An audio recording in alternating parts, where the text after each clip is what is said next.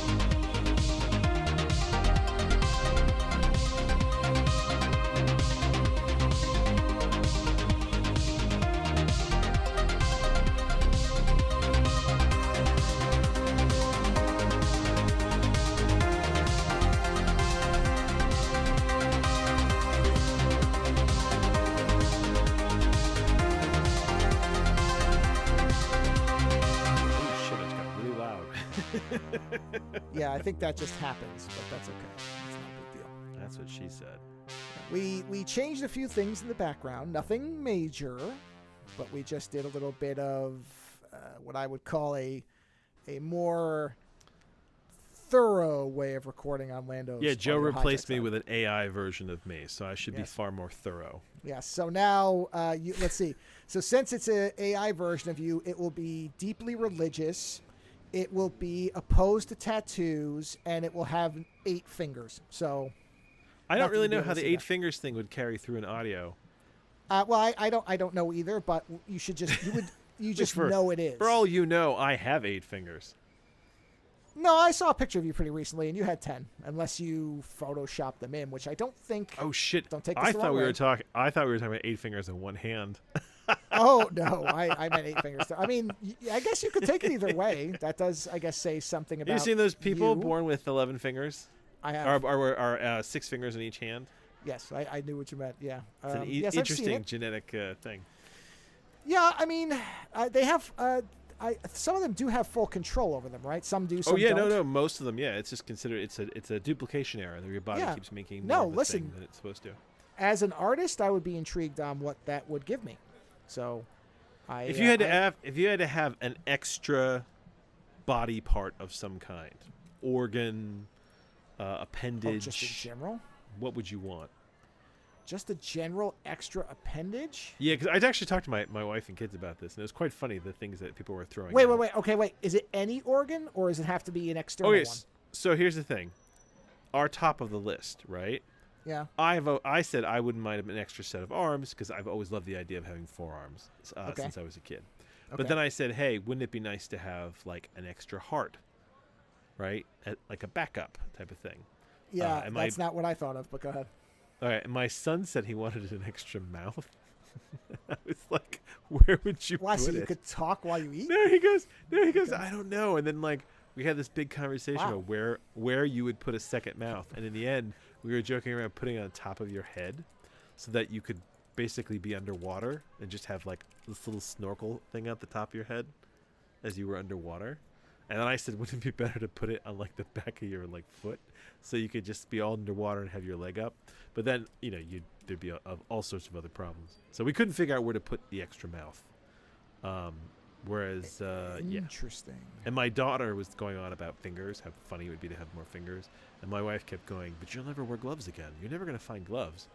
And I'm like, yeah, that is one of those things. People who have 11 or 12 fingers, that must be a bitch. Like, do you just buy normal? Do you get custom gloves if you can, or do you just cut a hole and stick your extra finger through there? What appendage would you want? Or organ, or you want an extra liver? No, liver. See, I thought liver, right? Because you can't. That's the one. I mean, I know you can have a liver transplant. No. But the thing about liver is, unless livers can grow back if part of it is removed, and neither of us is like a heavy drinker. So I didn't think liver would really be the organ that I was in Well, danger of. I'm not really I thought worried kidneys. about it from that aspect. I actually thought, well, like, because an you have extra... 2 kidneys, so you'd have to lose both of them. You can live with one. I know. So I thought maybe a third one would be nice just in case. Yeah. My daughter threw out appendix at one point, and we were like, "You do realize that's like a pointless organ?" And she was like, "What?" And we were like, "Yeah, we don't even really like humans we aren't even fully sure like what that was used for. It's been evolved out." And she was like, "Why do we still have them?" And I was like, "Well, it's like we haven't fully evolved them out yet. They're on the way." Yeah. It was a fun little evolutionary lesson for her. So, but yes, the extra arms. Yeah. Yeah. And of course, there's always the guy in the room that's like, "I'd have an extra penis." But if you really think about that, I don't think it's a good idea. Right? No. Yeah. No. Unless, yeah. No. Although, to start this show off in a really upstandard, way, since this is the new and improved AI version of me, I was once in a porn shop with a friend of mine, and he said to me, "I really want a way that I can fuck my girlfriend in the front and the back at the same time." And I was like, okay. You know who this person is. This was that guy who was extremely well endowed. And he was like, and he walked up to the counter and was like, "Hey," he's like, "do you have something I could wear that will enable me to do both of these at once?" And the woman, without even without a moment's hesitation, she was like, "I have just what you're looking for." And she did. She found him a cock ring that had a whole dildo coming off of it. Okay. I always find it. You know how we're like, oh, humans are so ingenuitive. I don't. We are very ingenuitive. I never feel it more than when I'm in a porn shop. Not that I happen to be in porn shops often. Sure. I haven't been in a porn shop in many years. But every time I've been in one through my life, I always think to myself, geez, we get really innovative when it comes to pleasure, don't we? Any toy, any shred of territory of pleasure, we have tried desperately to mine. And that's why, I'm sure there will be androids, most likely within our lifetimes, because somebody wants to fuck a robot. Oh yeah, of course. I mean, they're already trying to do it, so that's just what it is, guys. Yeah, that's you know what? Before I move any further, support the show. Yeah, I was going to back us up. Go for it. So, a couple things. Yes, as far as supporting the show, it's very simple. You can go to supportourshow.com. And I do want to point out, because there has been a lot of consternation in the creator space in the last week or so over Apple's enforcement of their 30% tax on Patreon. So just for anybody who's not really clear on this, couple things. Hold on a second. Yeah. Does Apple own Patreon? No. Apple does not own Patreon. What Apple owns is the App Store and the iOS platform. Okay. And so what Apple can technically it depends on what Apple has chosen to do is what's the word for it? What Apple's boilerplate on having anything in the App Store is that you are required to pay 30% of whatever you make in the App Store to Apple. Wow. Yes. However, hold on. So I understand this, what was it before? No, always. That's what it's been since the beginning. Okay. It's always been 30%. But what they so it's did, always been 30%, yeah. Yeah, but what they were doing was they would make backdoor or handshake agreements with certain companies. They would not enforce it sometimes, and essentially, and only recently, I think within the last year or two, because they can see regulation coming down the lane, they have now done a change to smaller developers. Now I believe only have to pay 15%. So if you're sub 1 million sales, I believe, I may be getting some of this wrong because I don't care, but I believe it's sub 1 million. I don't. I'm not. I have no interest. I'm not a developer. I don't sell stuff in the App Store. It is such an honest phrase. I love it. It really is. Yeah, I might get the details wrong because I don't care. That's because I don't care. but I believe it's sub 1 million sales and or subscriptions, you pay 15%, and then when you go over that, you're considered a larger developer. You go 30. So what are people pissed off about? Well, so what happened was Apple essentially said to Patreon, I guess 2 weeks ago or so, or at some point very, very recently, yeah, you've been paying 0, now you need to pay 30, so cough it up. And Patreon turned around and said to creators, hey, hold on, does Patreon work through the App Store? Well, there is an iOS app to subscribe to. One of the advantages that the iOS App Store has is many people like to use it because it centralizes and manages subscriptions very easily. This is something that it does very well. Right. So if you do all Patreon your subscriptions, can turn around and pull their app from the App Store and just say, just go to the website, guys. Well, and in a sense they did. So basically, what happened was Patreon turned around and said to all the creators, we all got this message in the Patreon thing, where it was like, hey, Apple has decided that they are now going to enforce the 30% tax. So we cannot possibly sustain the amount of money that will cost. Therefore, you have a choice. You can either raise your rates by 30% for everybody, all new ones. Anybody in existence is grandfathered in, so this will not affect anybody who's already there. But new subscriptions via the iOS platform specifically, you'll either have to charge your customers or make your tiers be 30% more, or you will eat that 30% cost. Now, for us, it means nothing because we don't have enough patrons to make it, and I don't know if any of our patrons is there a number of patrons you have to have? No, there's not. But in other words, if we had 1,000 patrons, you know why this pisses me off? Oh, it's pissed a lot of people off. But go ahead. No. But you know why this specifically pisses me off? Sure. Because you were so close to breaking even. For like the first time ever. Well, all right. Well, a couple things.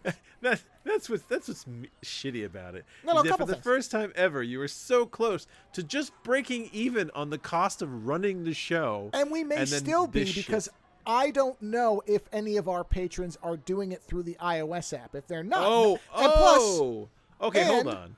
Yes, so this is only if you're doing it through the App Store. So if you don't do it through the App Store, then it has nothing to do with you, and you pay direct, and you're fine. Right. Also, anybody we already have is grandfathered in. Therefore, nobody who exists today is impacted. It's all new clients. Right.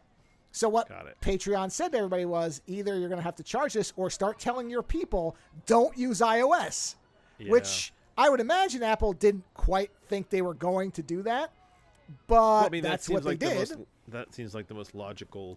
Of course. Reaction. No, I think Apple just expected them to knuckle under as opposed to saying this is Apple's fault, so don't use them. If I can go directly to a website, right, and avoid having to go through an app, I will. My wife and I actually have a lot of debate about this because she loves going. If there's an app for it, she uses the app. I was going to say a lot of people are exactly the opposite. And I'm like, no, it's like I'll just go directly to their website. I don't need a go-between. I'm fine. I'll go to their website. I go directly to the news sites. I go directly to the websites for whatever I need. I don't need an app. It's just another layer of protocol that's unnecessary. Yeah. Yeah. So, yeah. Right. So well, it sucks in the sense that it does, throw things off a little bit, but, guys, just use the Patreon site. Solves everybody's problems. I'm gonna put Patreon's actual article on it as a link to in the show notes so that you can read it, because I think it's a very, very well written, very clear and easily understood explanation, probably better than what I did. But I don't think it's not going to affect anybody who is already a patron of the show. So thank you very much. So we will still have. So you'll still almost break even. Good. Yeah. Amazingly, thanks to the generosity of one person, and I don't know whether that person wants their name mentioned, so I will not do that because people treat that differently. But one person boosted their amount from $5 to $15, and that put us at $30 a month, and the show costs $40 a month. So this is the closest we've been to having a. Now, don't get me wrong. I believe that I support more than that in other Patreons. So, but still, it is in the spirit of what it is. It is in fact almost at the break-even point, which is fine because I've never expected it to even do that. I've said this before, we had 2 years where we actually made money, and that's it. out of the whole time, and that's fine. I don't make a Yeah, big deal and when of he it. says made money, he means like dollars, right? Yeah, where we had a positive cash flow, which I immediately turned around and then purchased the opening and closing themes with. So I reinvested it, which is what I think. That was always my plan.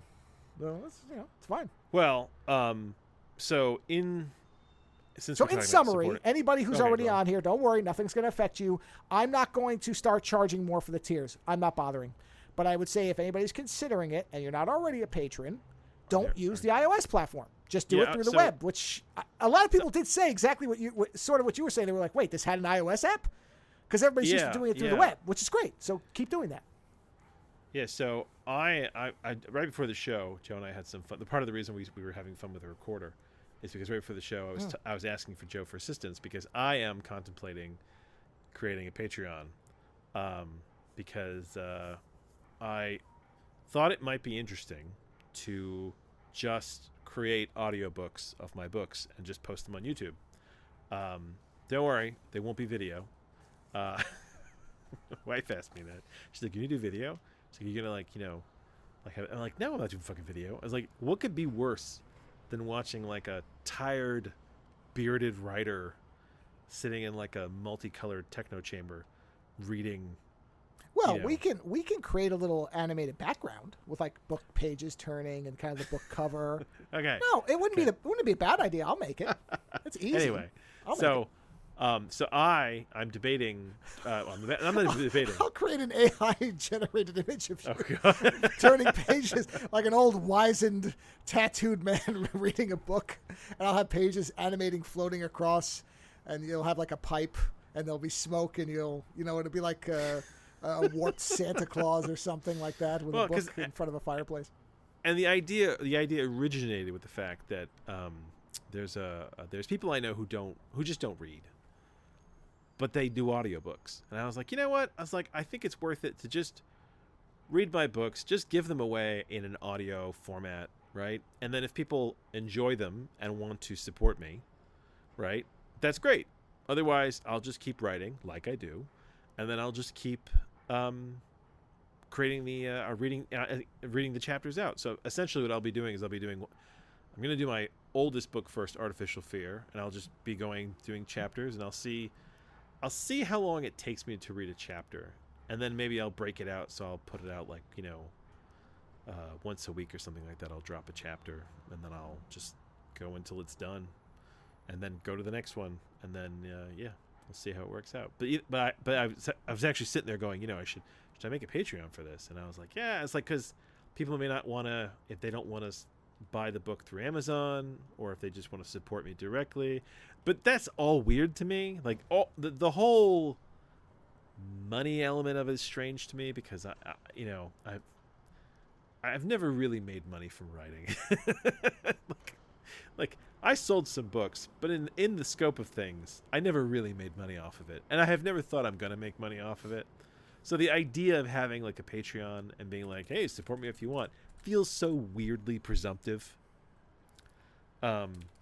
Really, I just thought, wouldn't it be fascinating to do an audiobook of my own book? And my wife said that because of the years we've done the podcast, she's like, you might actually be pretty good at it, which is the closest thing I got to a compliment on this from her.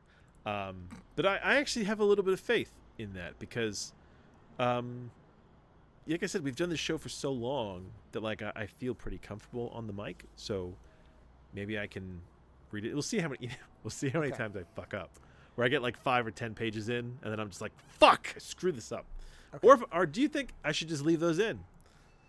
Do you think it's more endearing when an author fucks up his own? Okay. I'm going to give you a couple of things. Yeah. And this is take from this what you will. So by all means. A few, because I heard about this about 30 minutes ago, everybody. Okay. So otherwise I would have told him all this before we started recording. But it doesn't matter because anybody else who might be considering this, I would say the same things to them. Yeah. So the first thing is you have to get your domain. I just checked and you don't own it. So you need to get it. What domain? You need to getyourname.com. You need to register your name. I'm telling you that right now. Why? Because you want to read. if it takes off, you They have will not- control of it- that. It won't take off. Listen to me.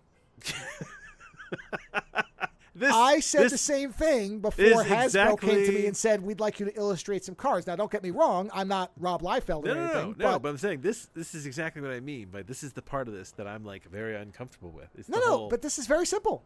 This is I'm aware it's simple. I just yeah. don't. It's not going to take off.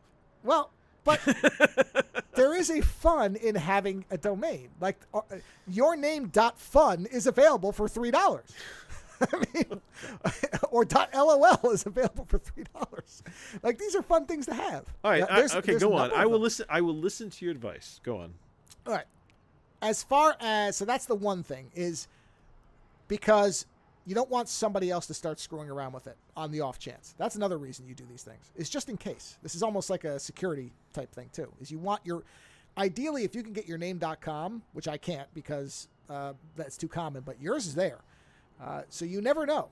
It's a good idea. A lot of parents, by the way, also buy their kidsnames.com just to make sure that nobody, if there's a bullying situation or whatever, that nobody can grab their kid's name and start doing stuff. So I'm just saying, anybody who's a parent, think about these things. You don't want to have to think about these things, but we're in a new world now, especially if you're of a certain generation. You don't even think of this stuff, but it happens. Anyhow, so that's number one. If you're going to do anything, oh, look, .page. You even got .page. I'm looking through all the different .business, .boutique. Get a fun domain. I like .xyz. I have Is there a .xyz. .motherfucker? .motherfucker is good. You'd have to pay a lot of money for it.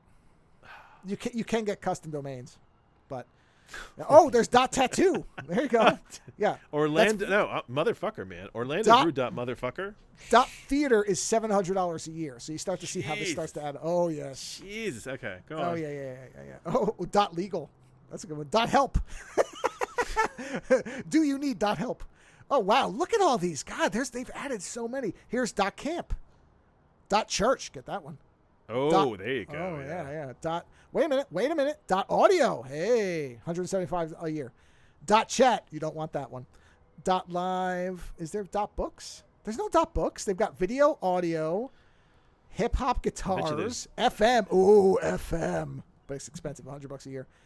.press, $73. .show, $46.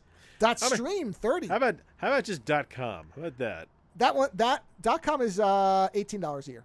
That's nothing. Yeah, there you go. That's common. .tax, .mortgage, .foundation, .giving.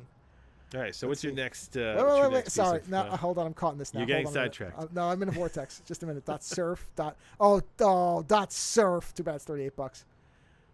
Yeah, they don't have book. That's really surprising. That's what I'm looking for. Is there literary anything? .library? Wow. .life. .love. .party. Oh, party. RSVP. .rsvp they've got. .love. There you go. All right, hold on. Let me just look. This book here? No. How could they not? All right. Anyway, so that's number one. Yes. As far as the discomfort over money. Yeah. Very common, by the way. Creators, large and small, all have this kind of consternation over asking for money in general. It's very presumptive. Well, I think, too, the other thing is that there is this... Yeah, like I don't have the ego for that. You know what I mean? So like... Well, the mistake is thinking that's ego because I really... My mindset on all of this has radically changed over the last 10 to 15 years. Where I have really become very, very forcefully enthusiastic to people to support creators that they want to see their work exist. Regardless of how much or how little that there is. And the thing is, I support that.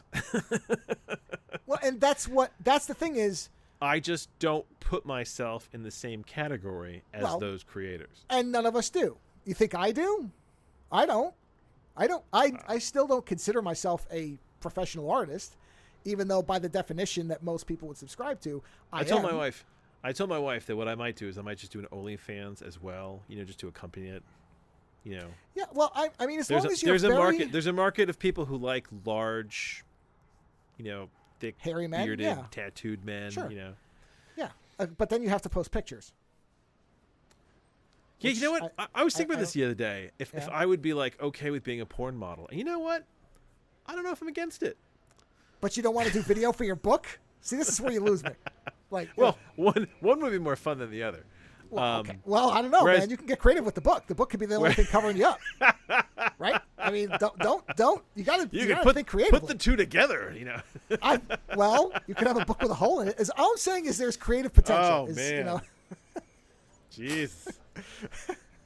Oh, wait. Is there a? I think there is. Bookwithahole.com. There you go. I think there is a .hole domain. I think there is book.hole. All right, so.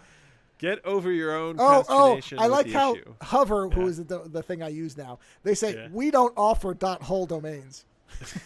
But you can buy bookhole.xyz, bookhole.me.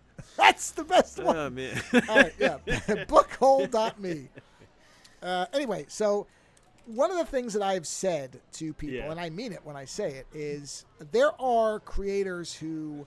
Because originally the way Patreon had their stuff set up, it was very much for people who were either regularly creating stuff, like let's say on a weekly, daily, monthly basis, whatever it was, or you could subscribe on a per content creation model, meaning, okay, when the person posted something, if it was 6 months from now, you only paid at 6 months from now when they created something.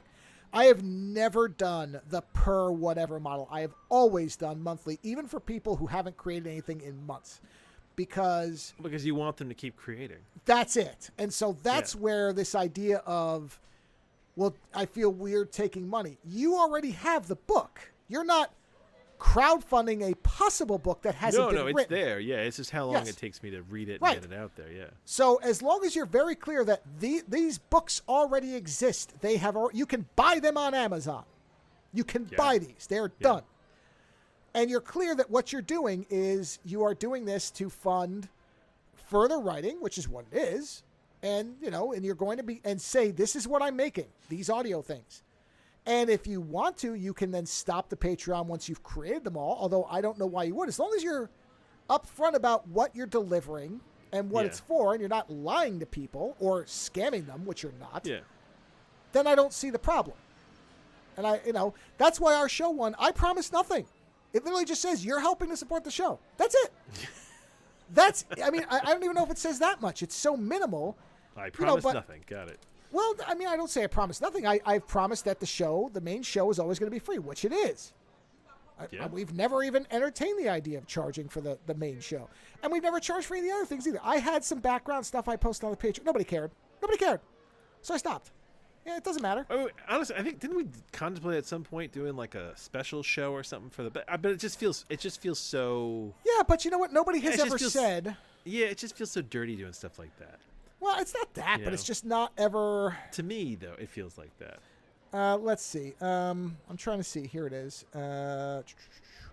Patreon will help us to continue providing this content and hopefully make it better. That's all I've ever promised. And there's the thing. There's a lot of artists that I like that I try. Even like Coop. Coop's Patreon is like what, $2?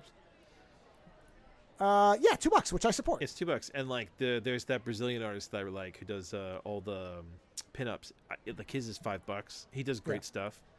Apparently we have a free tier, I guess, because somebody joined as a free tier. That's fine. That's great. Okay. There you go.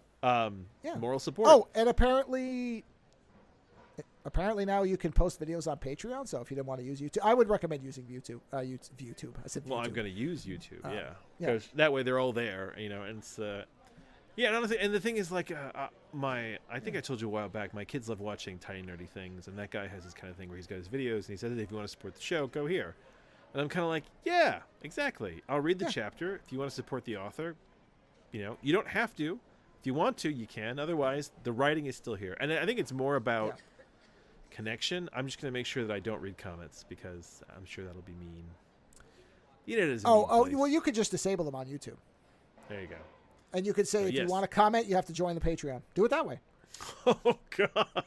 So if you want to talk shit about my ability, but there is a free tier. So because most assholes are not going to go through the effort to go to another platform, sign up or sign in, and then comment on something just to be an asshole. Well, on YouTube, it's so easy because you're already there. Yeah, I know. No, please. These people run on convenience. Let's be honest. They really do. But 90% every of these now and pieces then, of shit every now don't and care. then, there are ones though Well, that just want to take it to another level. Yeah, well, of course, but those people are going to find you no matter what. So what are you going to Yes, do? true. That's like Yeah. the So, yeah, broken house thing or whatever. So it's just something that probably in the next couple of weeks I'll be working on it because my kids go back to school soon, so I'll have more time on my hands. Well, And like I said. I will try to work. So what was your next piece of advice after that? So. Well, that was really it. That's the two Okay. things: is get a domain and don't be concerned about. In your case, because you're not funding something as a what's the word for a it? Possibility. Yeah. That whatever the other word for that was, like there's a word for it, but whatever. Yeah, it's a possible thing. Yeah, and the thing is, like, it's not a prospective product. It's an existing one that you are putting into a different medium. Yeah, and I'm already like. I'm already like about halfway through the third book at this point, so I have other content. But like I said, you're going to be reading the two that exist, and I would refer and say, here they are on Amazon, so that you can see. I didn't publish them yesterday. Yeah. They're not 4 pages long. I'm not some asshole. These have been out, and they are available for purchase. But for those who want an audio version, no, they're several hundred pages each. And the thing is, you should be, if you are good at it. That's the thing. Yeah, so I told you I read that thing, but this guy had been trying to. I read this thing the other day online. A guy who's been trying to get published for the last 3 years, and he was doing the convention circuits, and it wasn't really faring well for him, right? And so I read that, and I felt bad. I connected to that, but there's always this second question that pops up in a writer's mind. So when I was in doing my writing popular fiction masters, I was surrounded by writers. One of them was Nella Hopkinson. Who's an incredible writer. Another one was Mike Arnzen, who won the Bram Stoker Award. He was one of the professors, by the way, who won the Bram Stoker's Award for horror. But all the other students, you're talking to people, and you don't know if people have, the actual ability.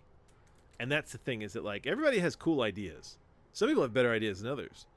And then there's the ability to translate it into writing that people enjoy. So for example, there was a woman there who, by the time she graduated, she'd already been published twice. She wrote romance novels, and she never really written before. She was married to an oil guy from Texas, and she lived in a compound in Saudi Arabia where he was working, and just decided to start writing romance, and she was very good at it. And you're like, there you go. She had ideas, and she had a nice prose. That's the thing, is that there's a way of writing, whereas there were other people I met who were lovely people who had phenomenal ideas. I when someone tells you about a story and you're like, that sounds fucking awesome, right? And then when I actually read their prose, I was like, man, this is really dry. This is really stunted. Your prose doesn't match the power of your ideas. You know what I mean? Whereas Nella Hopkinson has lovely ideas, and she's a lovely writer, and she's a fantastic person to meet if you ever get the chance. And she's been very successful. So it's things like that where you're like, okay, well, I read these stories about people struggling to write, and I sit there and go, well, is the writing any good? Or the ideas any good? That's the other part of this. Because you can struggle to be something, but if you are not good at it, and it was just terrible. I turned to my wife and I was like, hey, honey, you'd tell me if my writing was shit, wouldn't you? And she was like, yep. And I was like, oh, I don't know if that's I would hope that she would. I would hope that by now somebody would have taken me aside and been like, dude, it's not good. So far, nobody has. So I'm going to keep knocking at this.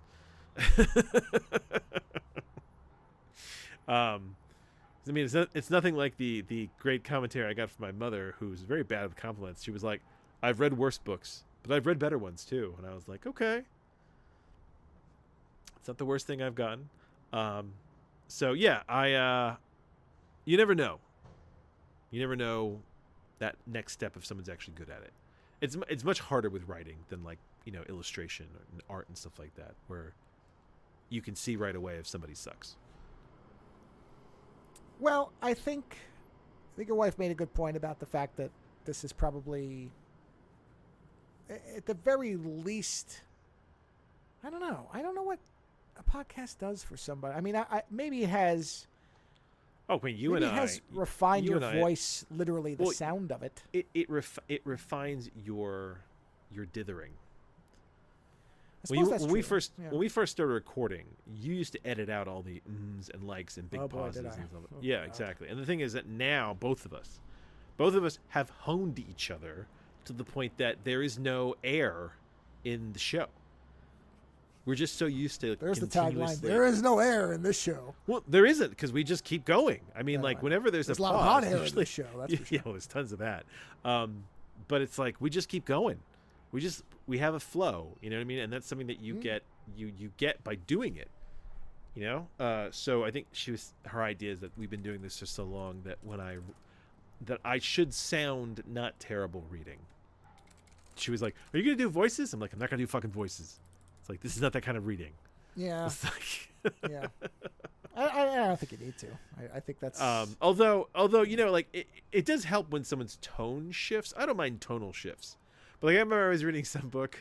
Oh man, you know what it was? I was reading Virtual Light. I was reading the Virtual Light audiobook. Listening to the Virtual Light audiobook, and the guy did a really funny voice for YT, where like he kind of did like a he was trying to channel his adolescent girl. And I thought it was so amusing. And the thing is that in the beginning it was kind of funny and off-putting, but then I got used to it. So about like halfway through the book, it was just like, okay, that was just it was a signifier. You know what I mean? Sure. Like, okay, I know that YT is talking. You know, like that's. So yeah, I you know, it's not a theatrical audio performance. It's just reading a book. I should not have reopened this fucking domain listing. No, stop. .dad, $18. Oh, jeez, that's cheap. That's gonna bring strange traffic. If in fact .cheap was cheap, I'd get it, but it is not. Irony. So no. Well, I found an interesting quote for you, by the way, which is what I was originally going to start the show with. Sure. That was actually quite neat. So this is Edward O. Wilson, right? Okay.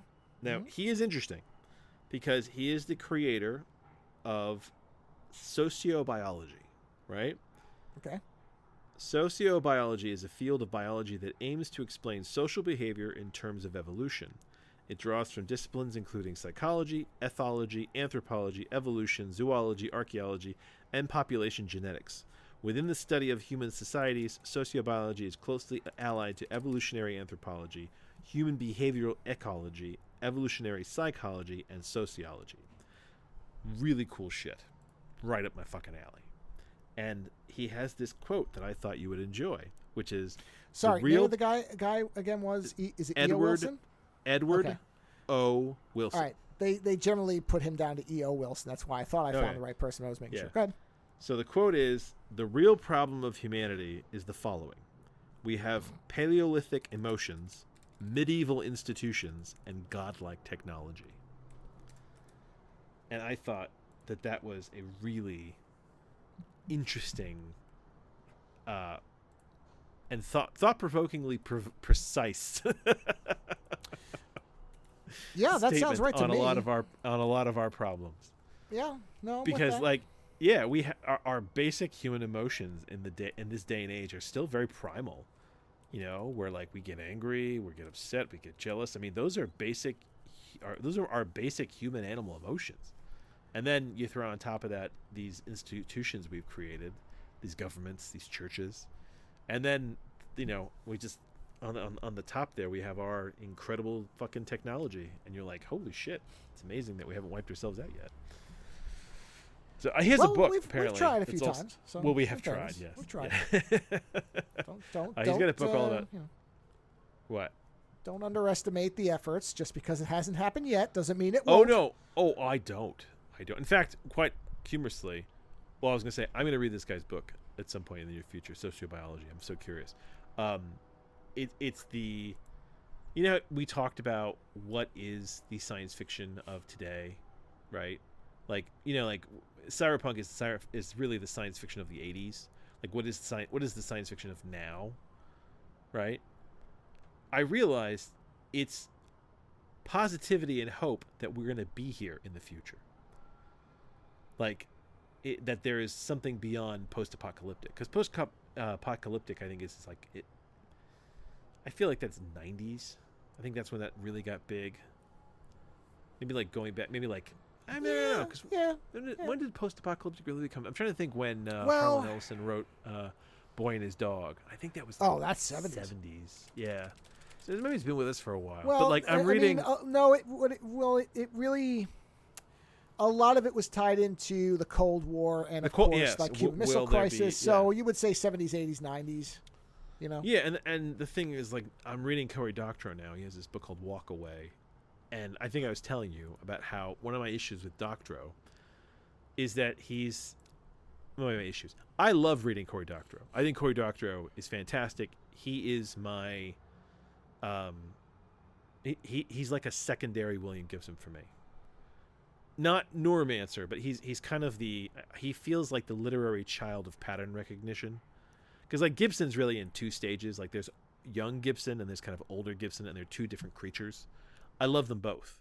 But young Gibson is like Neuromancer, Mona Lisa Overdrive, Virtual Light, right? It's all that. And then I feel that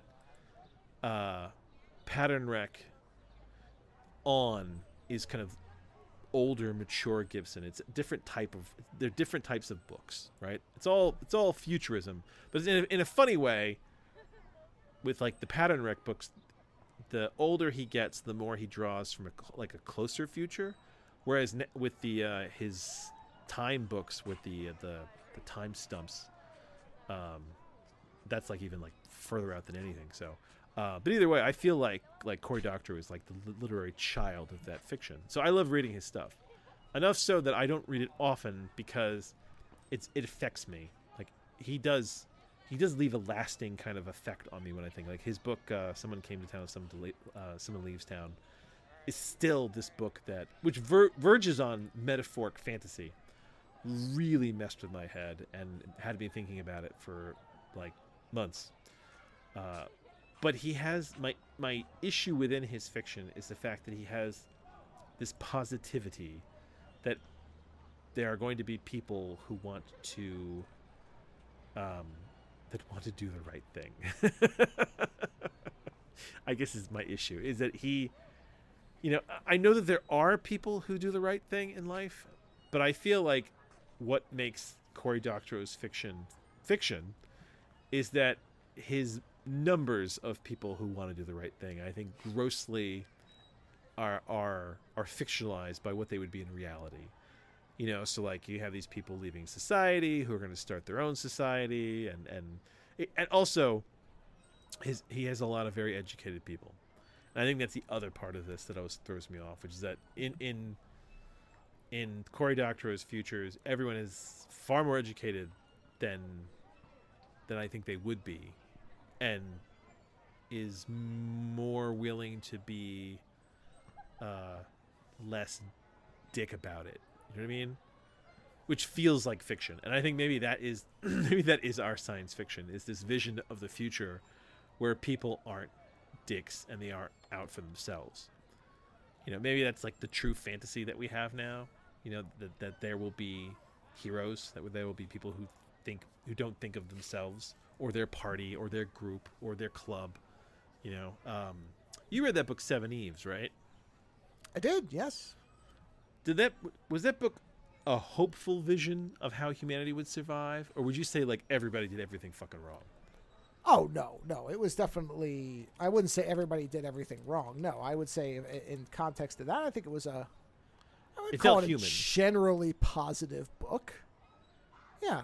Okay, because doesn't part of humanity leave and then like part of humanity stays or something like that gets wiped out? I can't remember what it was. Well, what happens is for some reason the moon starts to break up, which I don't think they ever. I'm trying to remember if they ever actually gave a reason. I don't think they did. I don't think there was ever a reason given them, but I don't remember now. So basically, they figured out that at least it was theorized at some point large pieces of the moon would begin to collide with the Earth, and end up causing like a not a nuclear winter, but along that where there would be problems because of the atmosphere.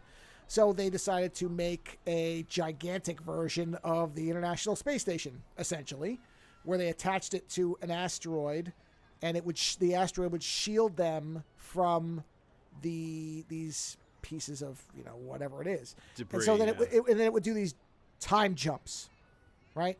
And so Yeah. eventually the titular 7 Eves are the 7 different races of people that now exist circling the Earth in different, I don't know, spaceships, whatever things they call them, and they have a Cold War. So speaking of Cold Wars, I remember they are reforming the Earth, and some people, I'm trying to remember it was a while ago, but essentially I would call it a generally positive book because, they don't wipe each other out. So if anything, well, okay, I guess it depends on your perspective, because you could look at it and say, yes, but people just went back to their old stupid habits, because why, once they'd almost been obliterated, would they have another Cold War? Well, because human beings tend to be cyclical in their imperfections. Yeah, but Stevenson's I've always found that Stevenson is a little more plugged into how stupid people can be and not think about, okay, I just thought of it.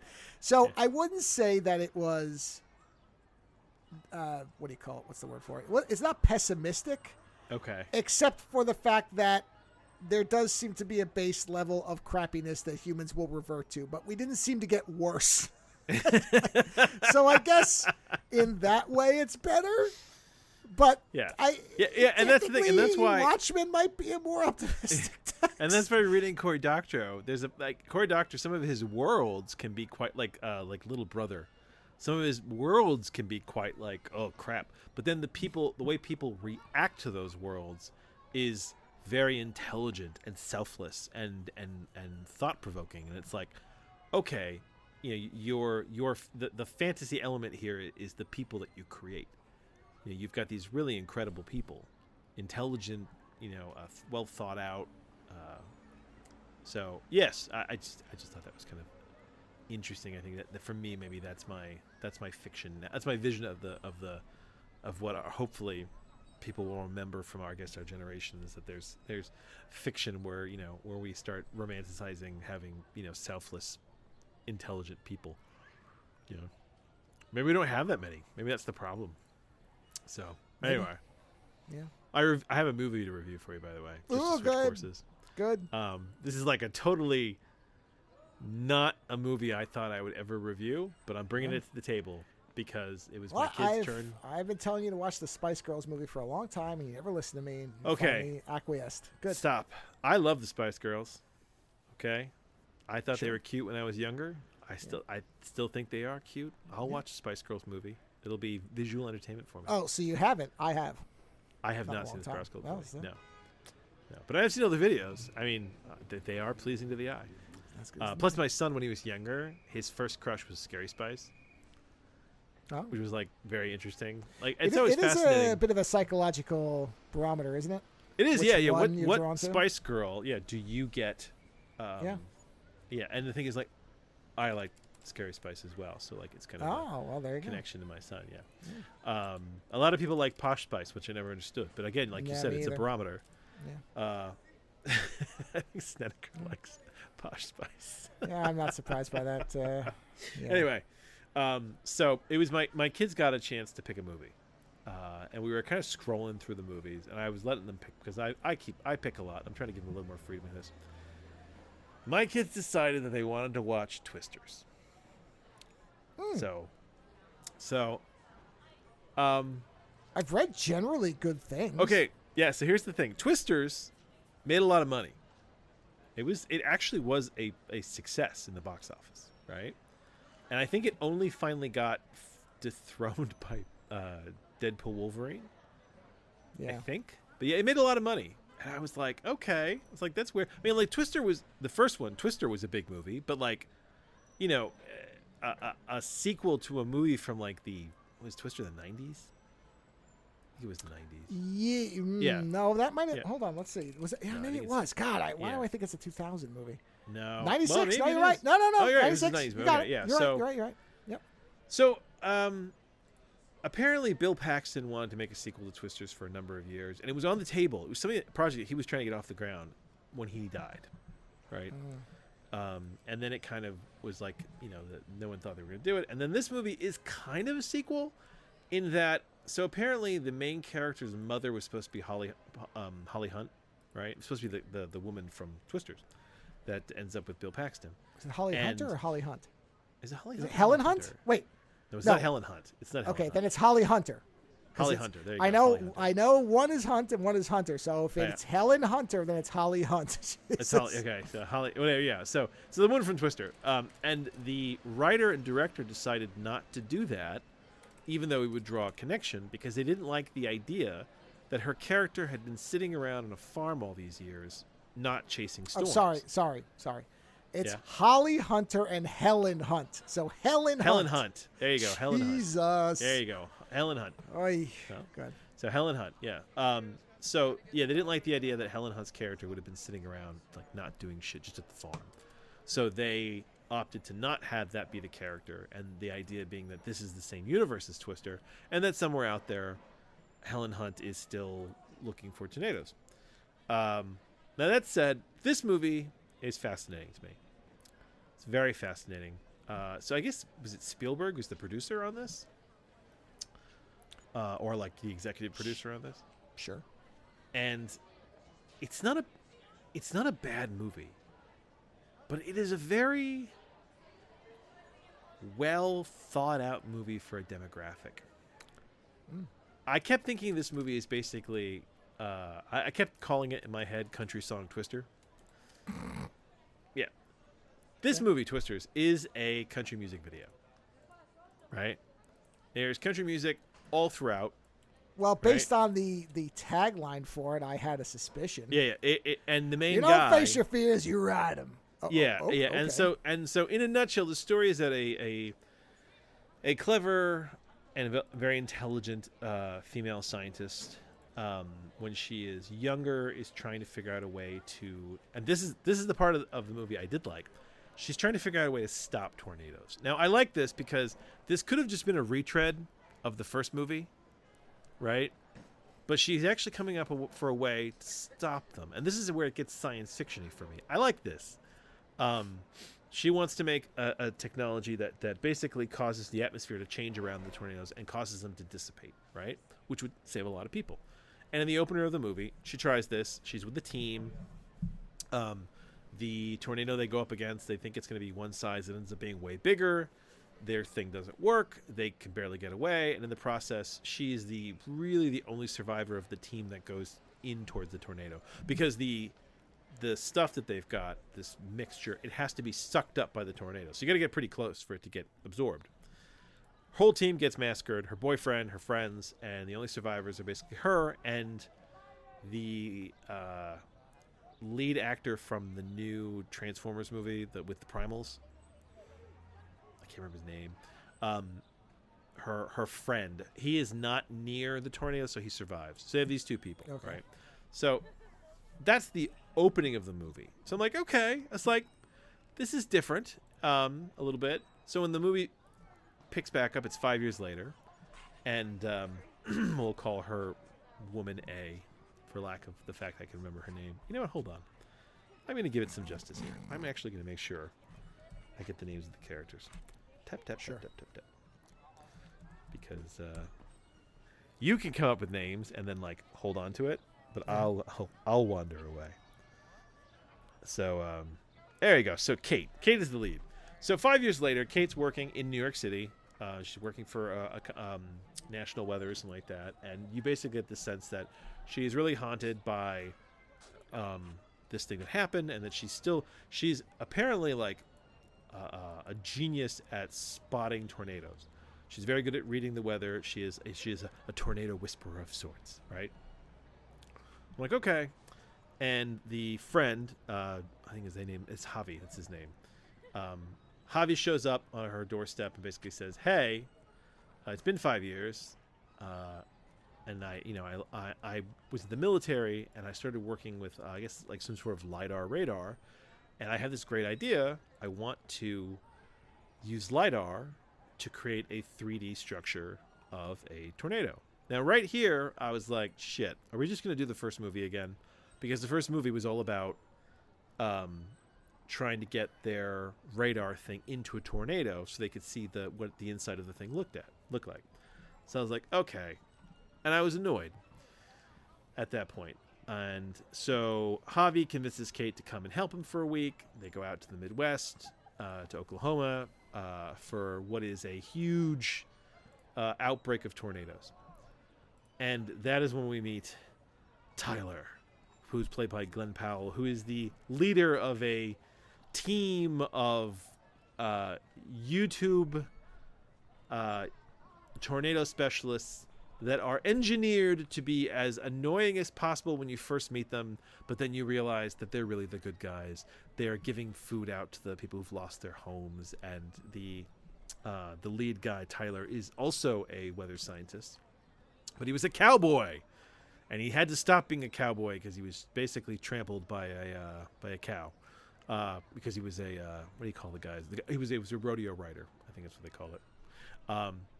And essentially now what you have is this kind of weird situation where Javi has this team that's a bunch of scientists, right? He's got a guy from NASA there, and their whole plan is to set up these LiDAR radars around a tornado. So one of them has to be in the path of it so that they can kind of map it and get a better sense of where these things are going, the damage they do, right? And Kate is sold on the idea that they are doing this to help people, right? And Javi's group doesn't like Tyler's group. Tyler's group is very much harkens back to Helen Hunt's group in the first movie. I mean, honestly, it is almost the same group. They're just more obnoxious, right? And as the movie goes on, you realize that Javi's group is essentially being funded, because they have a lot of technology. They're being funded by a guy who's essentially buying up all this land. So essentially, they're watching the tornadoes. They're watching where the tornadoes go through, and then after the fact, they're going in, and the guy who's paying for Javi's group is then offering people money to buy their property at like lowest value, right? Rather than rebuild, sell me your property for nothing, so that then he can put in a real estate at some point down the road, right? So it's not the nicest thing. You're basically getting people when they're at their worst, right? Kate becomes very upset with this and ends up working with Tyler's group, who we now learn are not that obnoxious because they're really doing it for the right reasons. There is so much country music cowboy swagger to this movie. Like it is like it's almost too much, man. So, but what I like then is that the movie then turns, and essentially Kate realizes that she still has all this technology that she tried to utilize where she grew up, which is in Oklahoma, and she utilizes it along with Tyler, and they are trying to test it because Javi feels bad that Kate has left and gives her the data that they collected with their lighter. This is important, and I'll get back to why later. He gives her the technology, and now with this new 3D kind of scan of the tornado, she realizes that her chemical components were wrong, and she needs more, and she now thinks that she could possibly stop a tornado. And of course, at this point, there's a huge tornado that breaks out. It's going to destroy this town. Most of the team is in the town and is in a building that's probably going to be torn apart. Melodrama. And Kate realizes that the one thing that might help him is she drives the truck into this F5 tornado and tries to dissipate it with the technology, which, surprise, it works. She drives in and it kills the tornado and she saves the day, right? And in the end of the movie, Javi basically decides to work with Kate and Tyler. She's got her friend back, and the Tyler and Kate, who are love interests, never hug, never kiss. They have this like closeness and longing looks through the whole movie. And even at the end, when he runs into the airport to basically not let her go, there's still no affection. There's no hugging. There's no, it's more of these long like looks at each other. And I realized this movie is so well designed for like the Midwest. It takes place in Oklahoma. the Christian right will love this movie because the two leads, though they have an affection for each other, there's never any sex, there's anything untoward. He takes her to a rodeo at one point, right?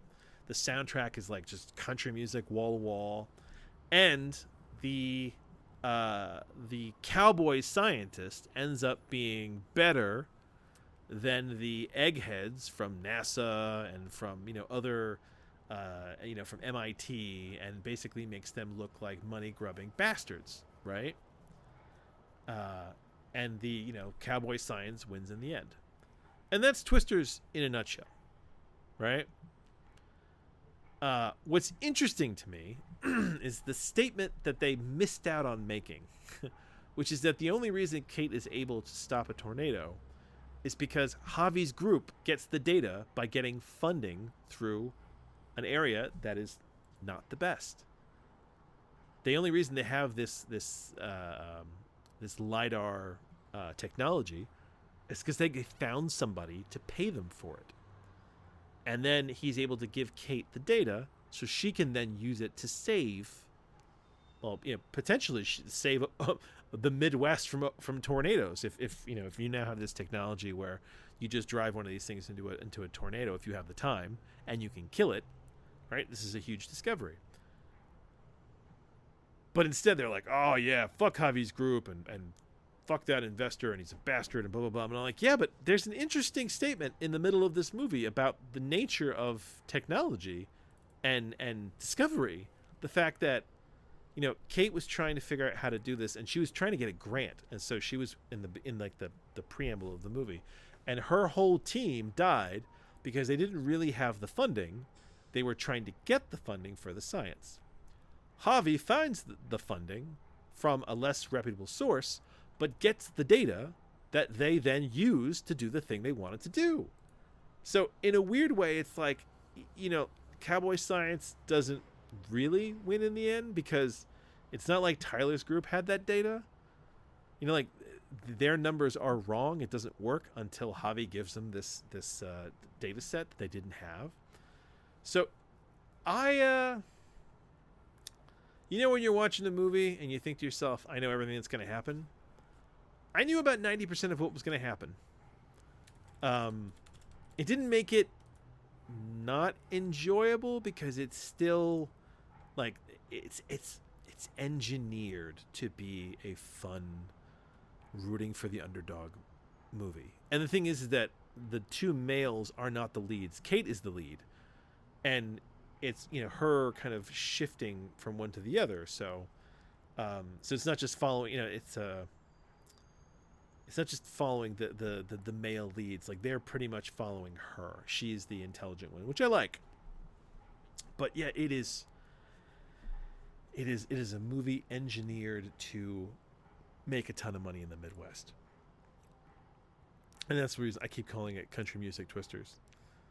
Like, thoughts, feelings?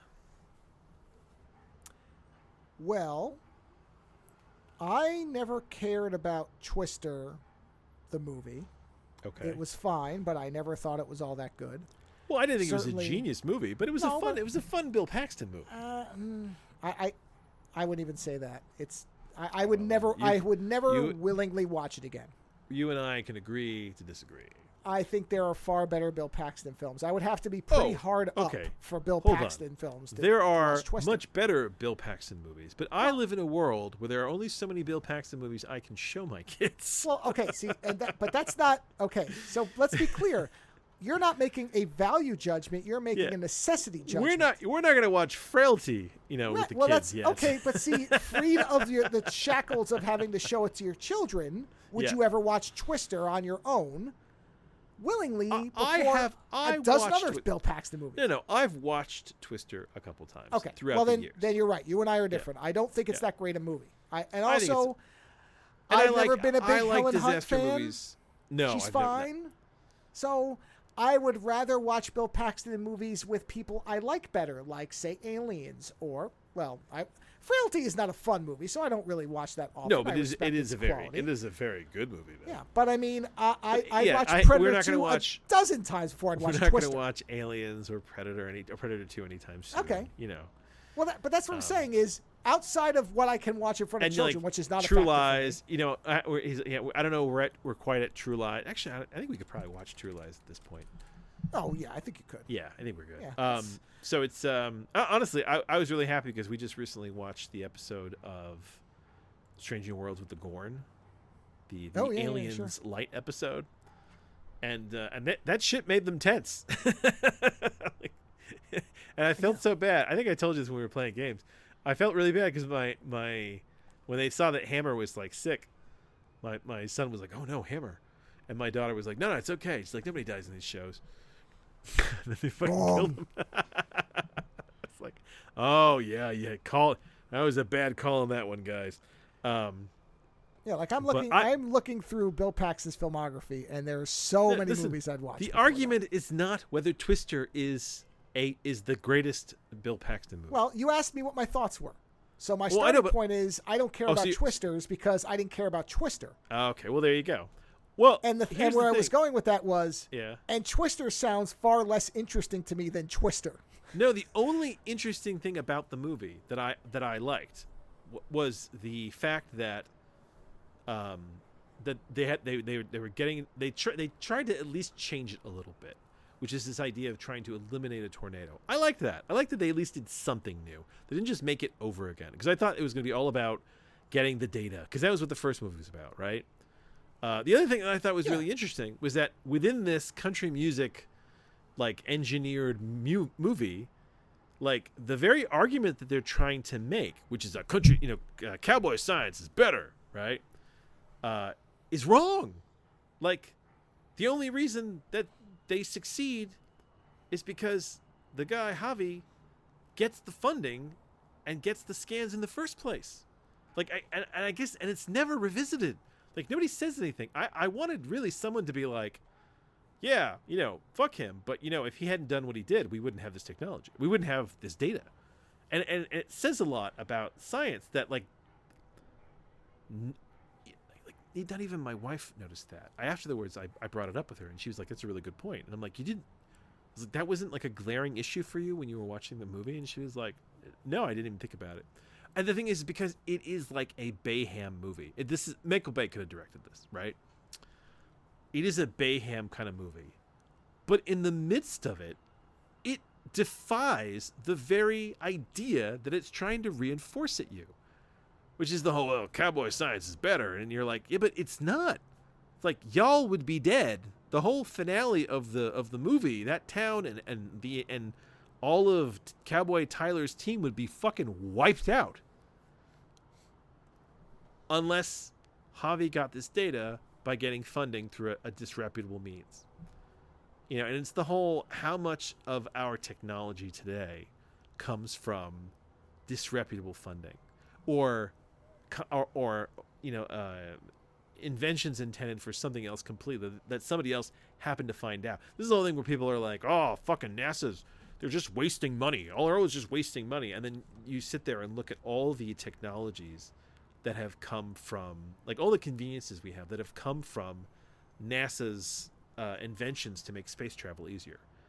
You know what I mean? Like there's all this little shit that you just take for granted. Jesus, the rubber in your sneakers, a lot of that comes from shit that NASA came up with. So I find it fascinating that, how, because you're always watching movies and trying to find kind of this interesting thread, right? You watch a bad movie and you sit there and say, this is how this could be a good movie. Yeah. You watch a really good movie and say, these are the things I loved about it. This is a generic blockbuster movie that undercuts its own statement about the nature of science and funding. And like I was just so fascinated by that it is, and they don't get rid of the Javi character. Like he, in the end, they're like, no, he's good. He's with us. Like he joins Tyler's team. But even then I'm kind of sitting there going, yeah, but dude, it's like, you were kind of right. Like not, like the whole thing about disreputable funding. It's like, no, it wasn't nice what they were doing with the technology, but you got the technology, you got the data so that other people could do better things with it. Well, if there isn't people like Javi, people like Kate and Tyler just die. So what does that say about the kind of the nature of science in this movie? Where they're like, oh yeah, fuck those people and fuck that. And it's like, listen, I like that there's almost like, it's weird because there's like this dose of reality that the movie almost gets, and then it quickly like fucking like pushes it back under things. No, cowboy science. We're going to figure this shit out on our own. And you're like, well, you don't figure this shit out on your own. No, you're standing on the shoulders of Javi's data that he got by getting disreputable funding. Like, that's how the hero saves the day. Without it, everybody dies. This is like if Burke had been right in Aliens, right? If somehow Burke's whole thing about, well, we should bring an alien back, and then at the end of the movie, they bring the alien back and they find out how to basically cure everybody who gets eggs in them, and the company says, you know what, actually these things are really dangerous, and we should wipe them out, or essentially the technology is invented to combat aliens, and if you have an infection now, you take a pill and you basically shit out your alien infestation within like 24 hours, right? That's what this movie's like. It's like if Burke had been right and then joined the team at the end. So it's funny to me because it's like, yeah, this is a big Midwest blockbuster movie, and yet the message in the middle is like, oh, hold on, guys. It's like, that's not right. That's the part that fascinated me. That element sounds interesting. But, I mean, I'd be curious to read what the writer's intentions were with it. I don't. Here's the thing. I went looking for any kind of commentary on that. I didn't find anything. Well, I mean, it's just came out or it's recent, so maybe when it gets a release, it'll have more information. I don't know. I would be curious if that was was the writer putting that in as a dig and nobody noticed it, or was that the message that they thought people would pick up? Not a single review I've read has talked about that, and no, I haven't read any commentary on that. And honestly, what's funny is that even my wife missed it. Like after the fact, she was like, "Yeah, you're right." Well, but even my wife, like, it is such a. Then maybe they didn't even realize the message they were putting in there.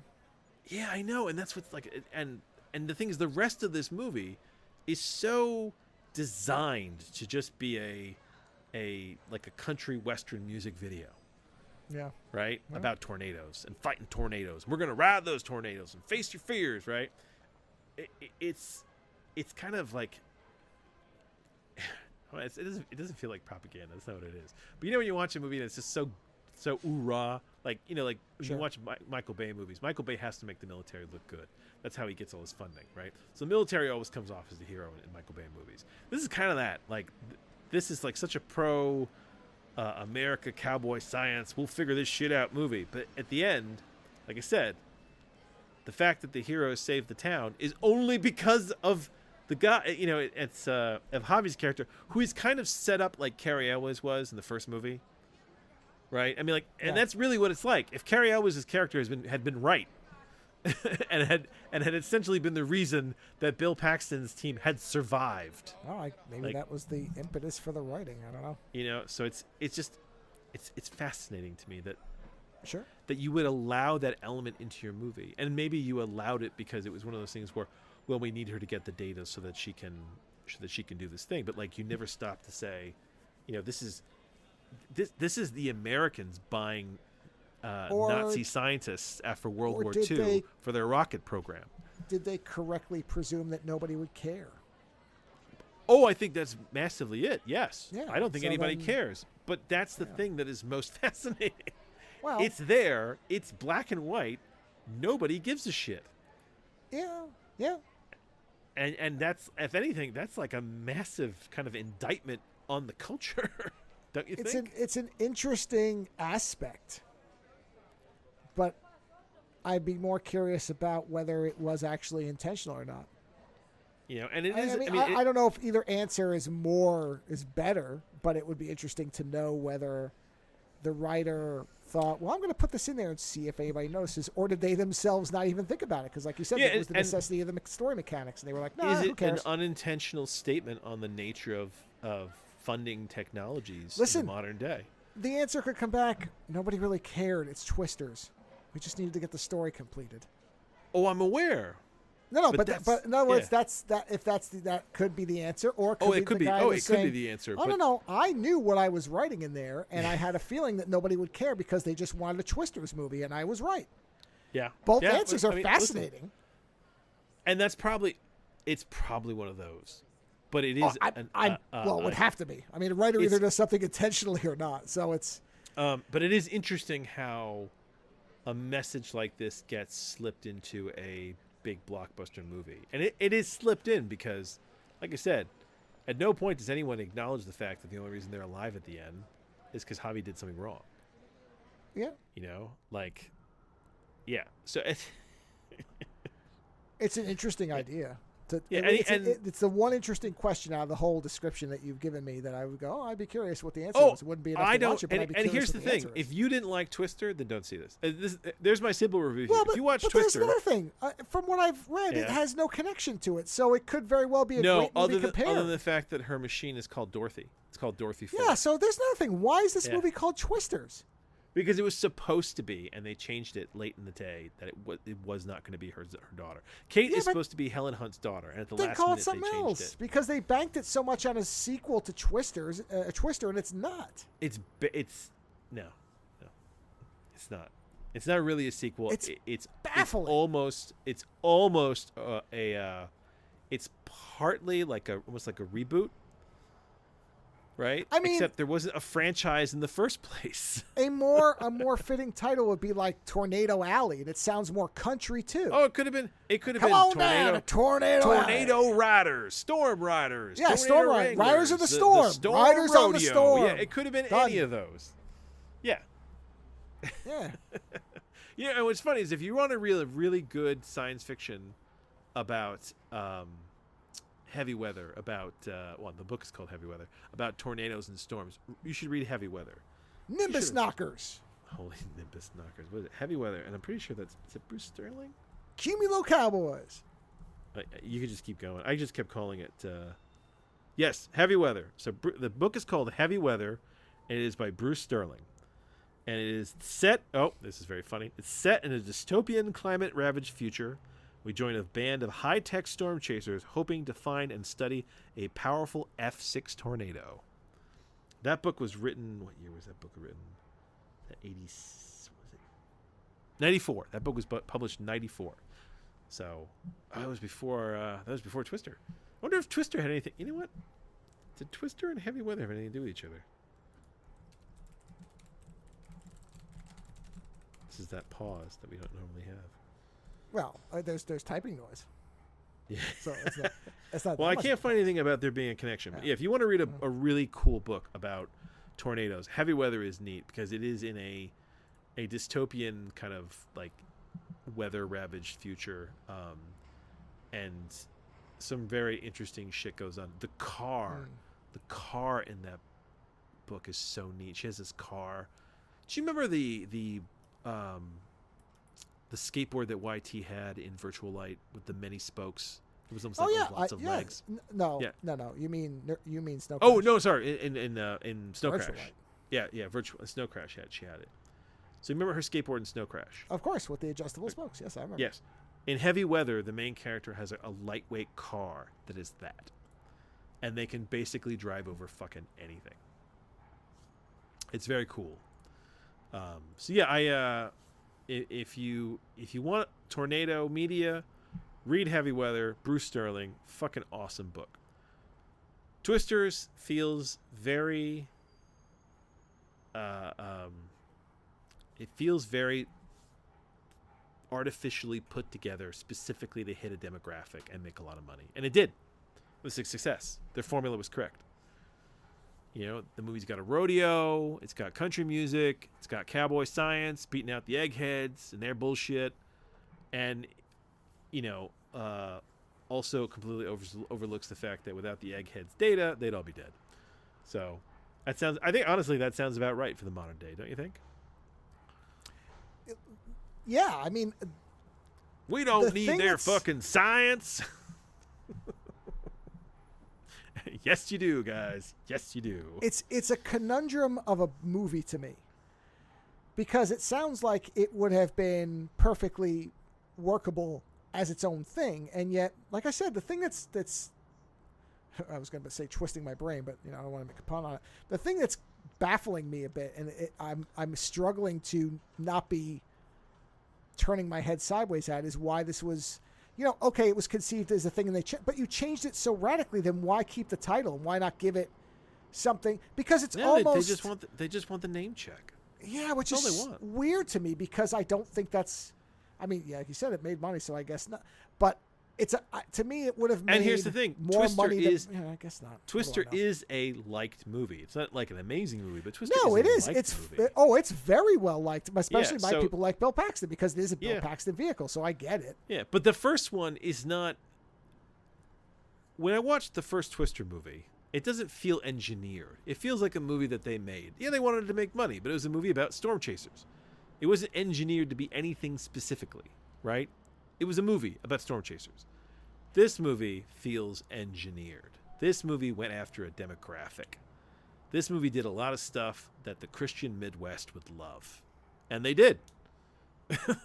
They did. And they were able to make a movie that amused of a large demographic. They did. They engineered it correctly. They'll probably do more like this because it works so well. Country music soundtrack. The leads never even kiss. They just hold hands, right? Maybe they won't even sleep in the same bed. And from what I read, they're not intended to be romantic. This is a specific thing where Spielberg and everybody involved said, no. These are not meant to be romantic characters. Their bond is over their professionalism. So either they also stealth inserted that, insert your own joke there, insert, or I don't know. Okay. I read a thing where Spielberg and everybody else said that because there was a scene planned where they were going to kiss. Yeah. And it was jettisoned because everybody involved said, no, this is not romance. This is the bonding over this professional. The fuck you say? I watched this movie. That guy digs that girl hard. I'm not saying you're wrong. Whatever the fuck his name. What is it? What generic white guy name he's got? Tyler. Chad. Oh, Tyler. Chad. The real actor's name is Glenn. Glenn, Tyler, Steve, Bob, Paul. Tyler digs Kate hard, real hard, and whenever he shows up and he sees her, he's like, "Hey, how you doing? I thought you might want some pizza. Let me take you to the rodeo." No, fuck you. Okay, that whole would you like your pizza with some sausage on it? It's not intended. No, because at the very end of the movie, she even says to him, she's like, "Well, if you want something, you should fucking chase it." And then she goes into the fucking airport, and then the Tyler guy looks at Javi, and Javi's like, "Are you a fucking idiot?" He's like, "What are you gonna do?" And then Tyler basically runs. I mean, honestly, it is the one funny moment in the movie for me is that he's got this truck that's got these giant screw bores that can go down to the ground, so they can basically park and have a tornado go over them, and it won't lift the car because it's like these screws go 2 feet. And that's the only screwing you're gonna get in this film, kids. Dun. But at the end of the movie, they're gonna tow his car, and he needs to run in to get the girl. So he puts the fucking toes into the concrete, which I don't think that shit would work. Personally, I think those drill bits wouldn't be able to get any catch on that asphalt. But either way, it's funny because I'm like, yeah, they can't tow your car now because you're basically part of the road. And then he runs into the airport, and it's like, listen, he doesn't run into the airport because he's just so professionally taken with her. No, he wants to fuck her. He wants to love her and hold her and go storm chasing with her. The idea that there's no, it's not. Well, all right. Now, in rereading this, there is a possible asterisk in here. So I'm going to read this exact thing. Yeah. A scene was cut of Kate and Tyler kissing, which, number one, does that mean they filmed it and cut it, or was it in the script? I'd like to know. And honestly, I could see several parts in this movie where a kiss would happen. All right, And it well, doesn't. let me continue, Yeah. because there is one interesting bit to this. Yeah. Director Isaac Lee Chung, executive producer Steven Spielberg, and the cast all agreed that the Yeah. movie was about Kate reclaiming her passion for storm chasing, Yes. and that her and Tyler's bond is based on mutual passion, not romantic interest. Now, Oh man, yeah. that does leave a small cutout where he could be pining for her and she is not reciprocating, depending Okay, on how you read that. So maybe it's that. You know the whole Steven Spielberg, George Lucas thing, where it's like, yeah, an artist creates something, and then once they create it, it goes beyond what their intention was, and it becomes what the interpretation of it is, right? No one in my house thought that Tyler and Kate were just professionally interested in each other. Everyone here assumed. But did it seem that she was interested in him as well, or was it one Oh sided? yeah, she tells him to chase her. All right. At the end, she's like, "Well, if you want something, you Well, should chase it." apparently the cast all agreed either before or after that. No. So the cast all agreed they were going to keep it perfectly Christian because it made them more money, and that's really what it is at the end of the day. You know, in fact, you know, I think this movie was at PG-13. That sounds like it. The only thing PG-13 about this movie, the only thing PG-13 about this movie is the level of chaos the tornadoes create. Because in every other way, this movie is such a G. Like, you know, there's there's barely really any cursing. I almost said that this was a Hallmark movie about tornadoes. That was one of my first reactions to the movie. Well, based on that, it sounds like you're it's a correct Hallmark that the movie about calculus tornadoes. was, Yeah, where can we make the most money? And it did. It made a lot of money. Like, oh, you fucker. There you go, right? You motherfucker. Jesus, look at you. And I guess, you know. Yeah. I know. I was kind of curious if the built-in sound effects included that. When I was talking earlier about the pizza with sausage, I wish I'd seen this, but I missed it. So, yeah, and that's the thing is, like, is it a bad movie? No, it's like it's a generic blockbuster tornado movie. It's not a sequel to Twister. It's cowboy tornadoes, tornado riders, storm riders of the West. You know, like yeah. You know, and honestly, the first movie had like so many interesting people in it too. They had like oh yeah, Seymour Hoffman was in it. Yeah, I was gonna say and, Philip Seymour Hoffman was in it. Bill Paxton, Helen Hunt, Carrie Elways. Yeah. I'm trying to think who else was in that one. Carrie Elways getting wiped out. He didn't make it to the end. Oh yeah, and then Michael Crichton was one of the writers of the original. He's credited on this one. Yeah, he's the characters. He's actually credited with characters based on. And I'm like, which characters? Yeah, who? Other than the fact that the original script had Helen Hunt. Let's see. You know. There you go. Unfortunately, there's not a bullshit sound effect, or I'd be playing it for this movie at this point. I mean, it gets worse the more I hear about it, as opposed to the movie itself. You know what? It's worth seeing if you can see it for free, right? Don't pay for this.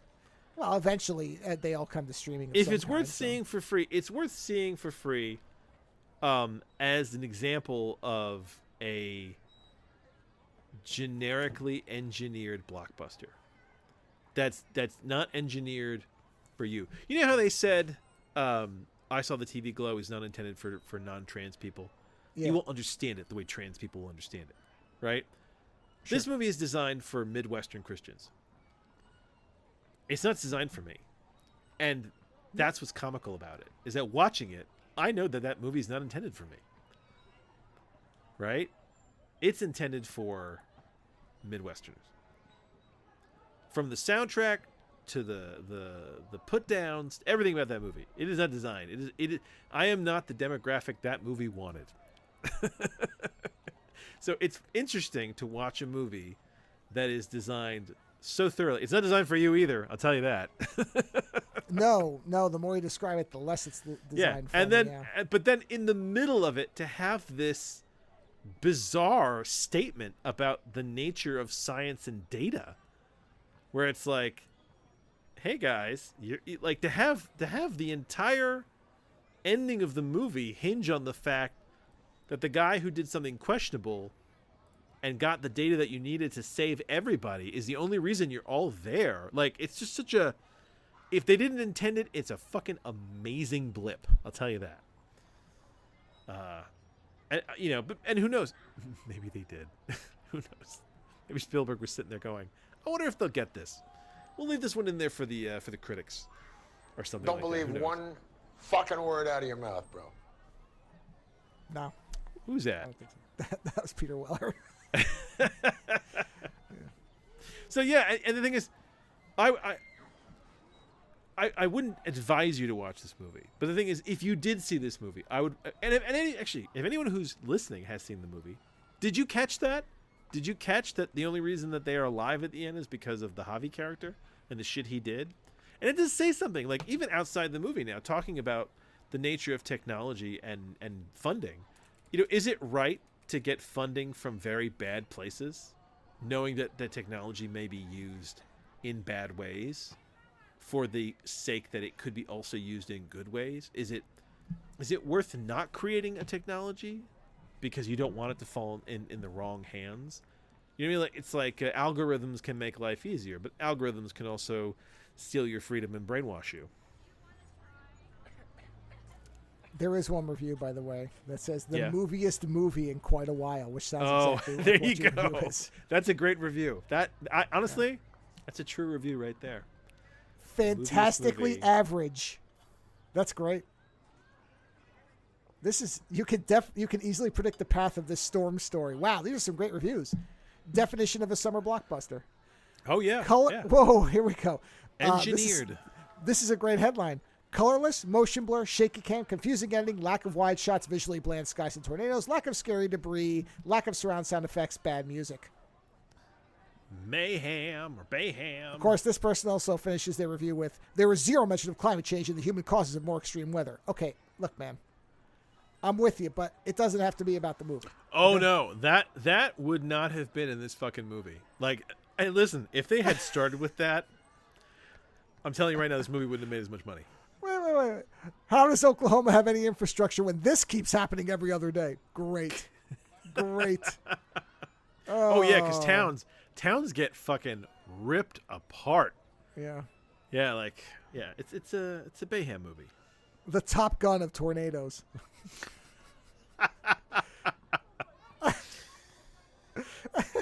100% chance of precipitation, 0% chance of any emotional involvement. All right.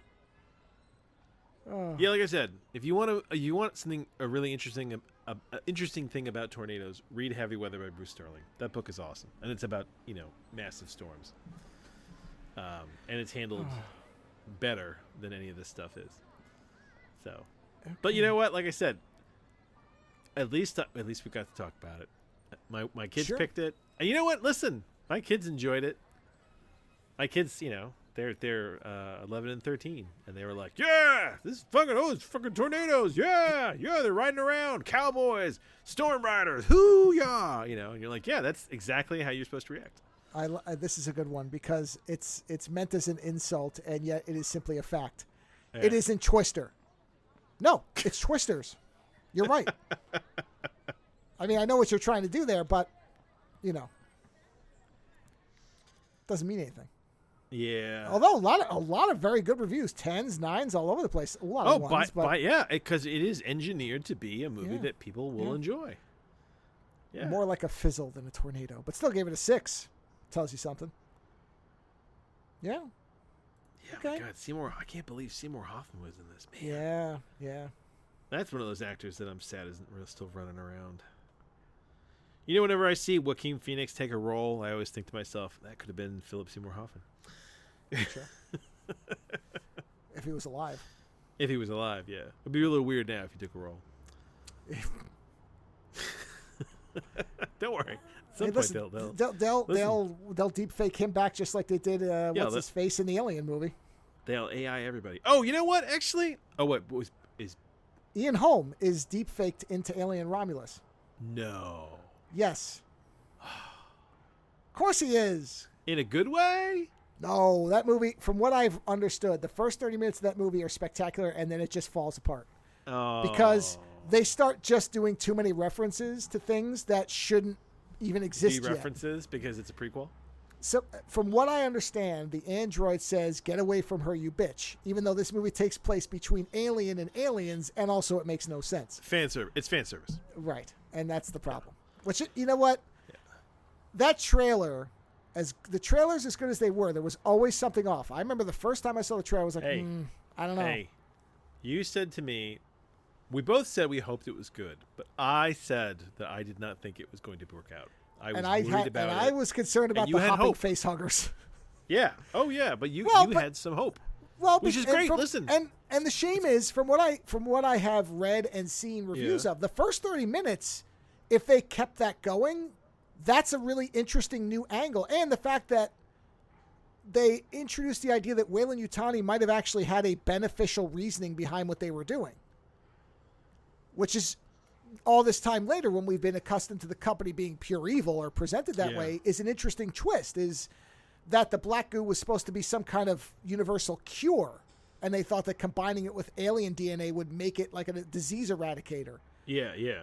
You know, that's interesting, but then they just basically they just start remixing all the movies that have already come before. And it's like, well, that's boring. They start referencing themselves over and over and over again. Yeah, and I remember when I saw her with the pulse rifle, I kind of had that where I saw that screenshot and I went, oh, why is she got a pulse rifle?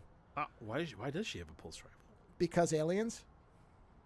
Oh, so there's a pulse rifle on the ship. Apparently, because there's a picture of her with it. And it's a pulse rifle. You know what? The other thing is, it's got a cool color scheme, though. I'll say that they recolored it. It looks really cool, but that's about it. The Alien movies have been overwhelmed by their own sort of... well, they're Star Wars-y. They can't get away from the nature of the series has ruined them. They're not willing to do anything new or different. They always want to just do callbacks on themselves. Yeah, the color scheme of that thing is amazing. I like that pulse rifle a lot. Romulus pulse rifle. Yeah, just look it up. Oh, here, I'll give you there's a page on it. The Firearm blog of all things, has the thing on it. Oh, yeah, it's like the gray-white? Yeah, it's cool looking. Yeah, that's pretty neat. I dig it. I like the color. I dig it. That's my color scheme, man. It's like off-white and red. I'm good with that. That's the coolest thing that comes out of that movie, you know? Yeah, no, I'm okay with that. What can you do? Yeah. Hey, listen, I always go back to this. At the end of the day, no matter what you watch, if you're fucking entertained, then that's all that matters. So if you watch Twisters and you're entertained and you felt like it was money well spent and you can go on with your day, then by all means. We're getting into the weird shit that we like to get into, but you don't have to. Nope. And here's the thing. These two truths can be true at the same time. Yeah. Twisters can be an enjoyable movie for an individual, and for me, it can be engineered crap. It doesn't mean that I think you're engineered crap. We all like what we like different. There's plenty of stuff. Listen, there's plenty of stuff my wife fucking hates that I like. And so there is no misunderstanding. I don't like Twister that much, but I don't dislike it. I wouldn't say, "Oh, turn this off." Yeah, and here's the thing, like, it ain't Twilight. I like to bag on fucking the movie Prometheus, but at the end of the day, listen, Prometheus is a beautiful looking movie. Sure. I just don't like the writing that much, but I can watch it constantly. There you go. It's a beautiful movie. Did Ridley Scott direct Romulus? That's not him. Oh, it's somebody else. No, Fede Alvarez, the guy who did the first Evil Dead reboot or remake, whatever you want to call it. Yeah. Well, you know what? Just a quick mention for something that's different. I started watching a weird BBC BritBox show that the only reason I'm watching it is because you got me watching West Wing, which is a show called Wild Bill, where Rob Lowe is a police chief in England. Have you heard of this? Oh, you told me all about it the other night. Oh, there you go. Yes. Well, I'm just saying, like, if you've read anything about it. Oh, no. I knew about it because he mentioned it on. I was listening to something with him because he's in Parks and Rec and stuff. So every so often he'll pop up talking about that, and I usually listen to that. It's a weird little show, but I find that, like, so we're 3 episodes in, and I find the more I watch it, it's getting fascinating to me because I thought it was going to be. It's sold as kind of like a drama comedy, like a dramedy. And I thought that it was going to be all like fish out of water type shit. They were like, "Oh, he's an American," and and it's like it's not that at all. It's the fact that he is a data guy who for whatever contrivance, comes to this area that nobody wants to head up, and they want him to use his whole data system to get to figure out, you know, what's going on. And everyone thinks that he's going to be a bastard. And there's this great theme in there, essentially, that he's a data guy. His dad was a cop, and he wanted to be a cop, but he didn't really want to be like his dad. So he is this other. He wants to be this new age police officer, but the longer he finds himself there, the more he finds himself wanting to just be a cop. And they put a lot of really interesting characters around him. Like, there's a lot of people that don't like him. And I think that's an interesting scenario where, like, there's a few people he's kind of got on his side, but beyond that, like, you know, and the show can be very funny, because at one point you find out that the reason he was working in Miami and they had to leave Miami because a 18-year-old high schooler was basically bullying his daughter and bullied her enough that she tried to kill herself, and he beat the shit out of that guy, and to basically he was let go from the job, and he wanted to get as far away from it as he could. And so when that whole video pops up, it's pretty fucking hilarious. So it's one of those shows that it has a good mix of, like, drama and seriousness, but also kind of like comedy and trying to, you know, laugh at the horrible, weird shit of life. I didn't think it was going to be as good as it was, but I am oddly compelled to keep watching it, which I haven't had that in a while. Normally, like, there's shows I want to watch, like, I'm still waiting through Shogun. I love that show. It's beautiful. It's fantastically acted. But there are times where I just don't feel like watching something that intense. You know, where I'm just like, not tonight. Whereas I'm oddly compelled to keep watching Wild Bill. They only did one season, and I don't know if it's going to get another. I really hope it doesn't end on, like, some kind of weird cliffhanger. But I oddly enjoy Rob Lowe's character running around in England as this weird police chief, and the kind of weird struggles. I kind of weirdly enjoy the writing. So I just figured I'd mention that. It's not really like a review so much, but I enjoy the show, and if anyone's looking for something a little different... when you finish it, you know, see what you think at the end. No, you never know. I mean, it might end very well. Complete story. You know, listen, every episode is a mystery, and so far, I haven't been right on any of them. Okay, well, that's in fact, that's good. One of the episodes, you think the whole episode it's a murder case. You get to the end of the show and you realize it's not a murder case at all. That, like, people have been dying of natural causes, and somebody has been setting it up to look like a murder because they want somebody found. Which I thought was a really interesting idea, that there's somebody they're looking for somebody, and so they make it look like that person has murdered these people so that the police will go looking for them. There's never actually a murder. Both people died of natural causes. So it's things like that where I'm like, oh, you know what? I didn't see that coming. It's clever. You know, I haven't had a massive eye roll yet where I've been like, oh, okay, here we go. Well, that's a positive. You know, Twisters was like a massive eye roll. Well, it was an eye twister. By design, it sounds like. So yeah, it's good that something wasn't. Yeah. Well, because the idea of Rob Lowe doing a British TV show, a British cop show, like, it just seems weird. Much like from the episodes, you think it's going to be one thing and it's something else. So I guess they knew what they were doing. They knew something. Yeah. So, what have you got for me, Mr. Wizard? Nothing. I didn't watch anything for this week. So we're shit. Done. Nope. Wow. I only watched stuff I'd already seen. I just decided I wasn't watching anything new this week. I've just been rewatching stuff I liked. Wow. So nope. Your like reviews are all yours. Such a rare occurrence. It is. I was thinking, I have to screen, and I'm like, nope, I don't. Oh, you don't have to. You never have to. Honestly, that's why I said last night to you. You texted me, and I'm like, I'm watching LA Confidential, man. No, this is such a great movie. I'm just watching this. Me and my wife were watching it, and I was like, this is what I'm doing tonight. She's seen it before, right? Oh, we've seen it a bunch of times. Okay. But it was just because after Cop, I wanted to watch it again. Because I was like, oh, Elroy, you know, remember I said Cop was like the first draft of LA Confidential. So I wanted to wait because I know my wife likes it. I'm like, we'll watch it together. So all right, let's watch it. Have you looked into any of those books yet? I'm going to read I'm gonna read the first trilogy after I finish the Bridge trilogy by Gibson. So I'm in Adoro. I don't know how you're supposed to say it. Idoru. Well, I always said Idoru, but that's Sure, me. yeah. The one with I in front. Oh, so you read. So you read. You know what? Hold on. Before we go. So you read Virtual Light again. Yeah. All right.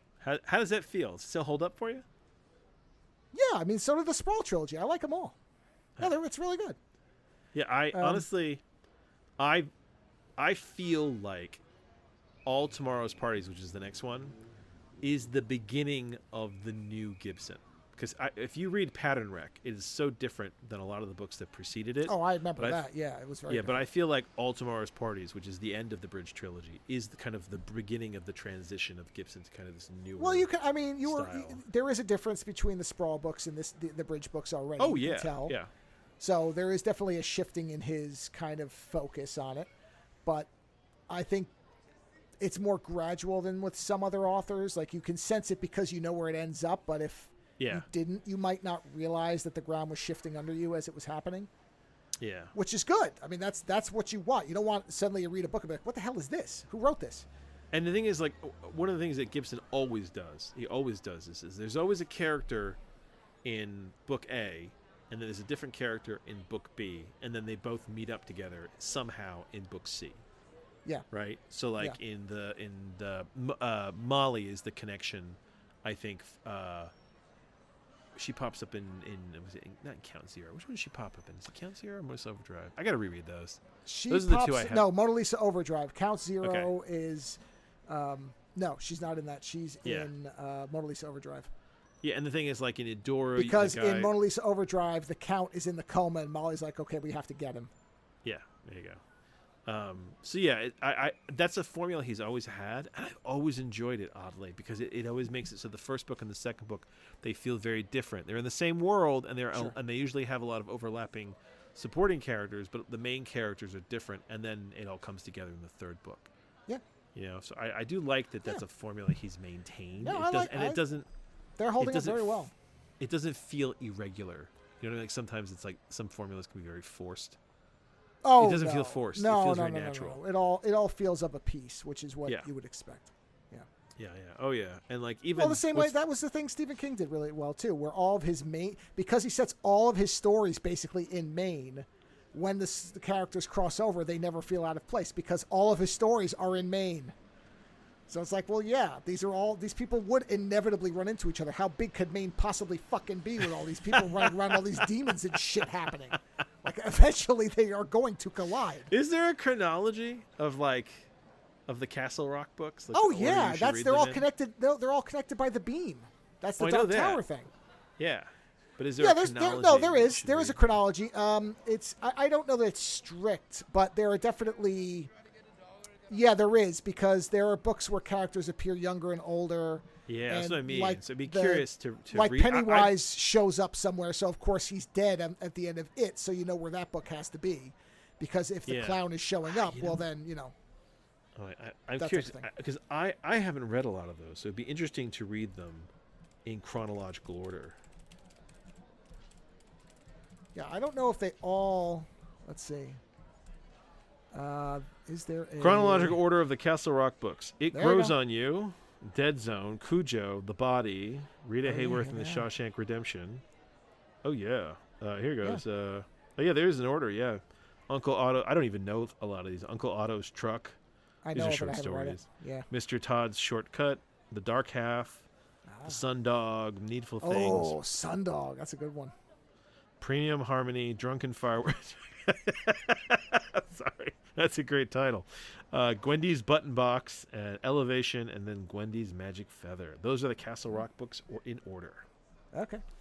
So when I'm done on my current kick of Cory Doctorow, maybe I will try reading this in order and see how it feels when you read it chronologically in order. It would be interesting. Yeah, I've never done the chronology, so... I've never read Needful Things. Oh, that's a great book. I mean, they really pretty much did the movie correctly. It's very much like the movie. Yes. Or the movie is very close to the book, I should say it that way. Yeah. The Dark Half. Interesting. It's funny that The Dark Half is part of this. I have read The Dark Half. Is The Dark Half considered a Castle Rock book? Oh yeah. Does he live in Castle Rock? Where does he live? I think so. I think he is. I'm pretty sure. Yes. Hold on. Here it is. Yeah. Well, Ludlow, Maine. So it's not Castle Rock. No. So, but he's in Maine. He is in Maine. Yeah. The Maine. Yes, of course he is. That's what I'm saying. Is yeah. Oh, and and Alan Pangborn is the sheriff. Alan Pangborn's in that book, if I remember. And yes, he does. Needful Yes, that's Things? right. Yes, that's exactly. So that's the connection. Yeah. The neighboring interesting. town is Castle Rock, so the next town over is Castle Rock. That's why. Jesus, that's one town you don't want to live next to, is it? Fuck or in. No. No way, man. It's like that Where in does Jerusalem's King live lot. now? Stay out. Does King live in Castle Rock? That's a great question. Where does he Hold live? on. Does he still live I don't there? know. I don't know where he lives now. Maybe, because it says here. Hold on. Let's see. I just wrote Cactus Rock. I don't think it lives in Cactus Rock, no. I don't know where he lives. That's a great question. I don't know. Philanthropy. You know, I don't know. Yeah, I don't know if he still lives there. I can't find anything saying he does or doesn't. Well, no. I mean, he got hit when he lived in Maine. It does not indicate that he Oh, you know he left. lives in Maine, yeah. Yeah, so, yeah. Castle Rock's not a real and place. it's a real so. place. It's 37 miles from Portland. It is a real. I thought it wasn't a real place. Population of Castle Rock was 12. Oh, really? Oh, I didn't realize that. I thought it was a fake place. I mean, okay. it is the county seat of Castle County. Although according to It Grows on You, it didn't. Oh no, is this the made up?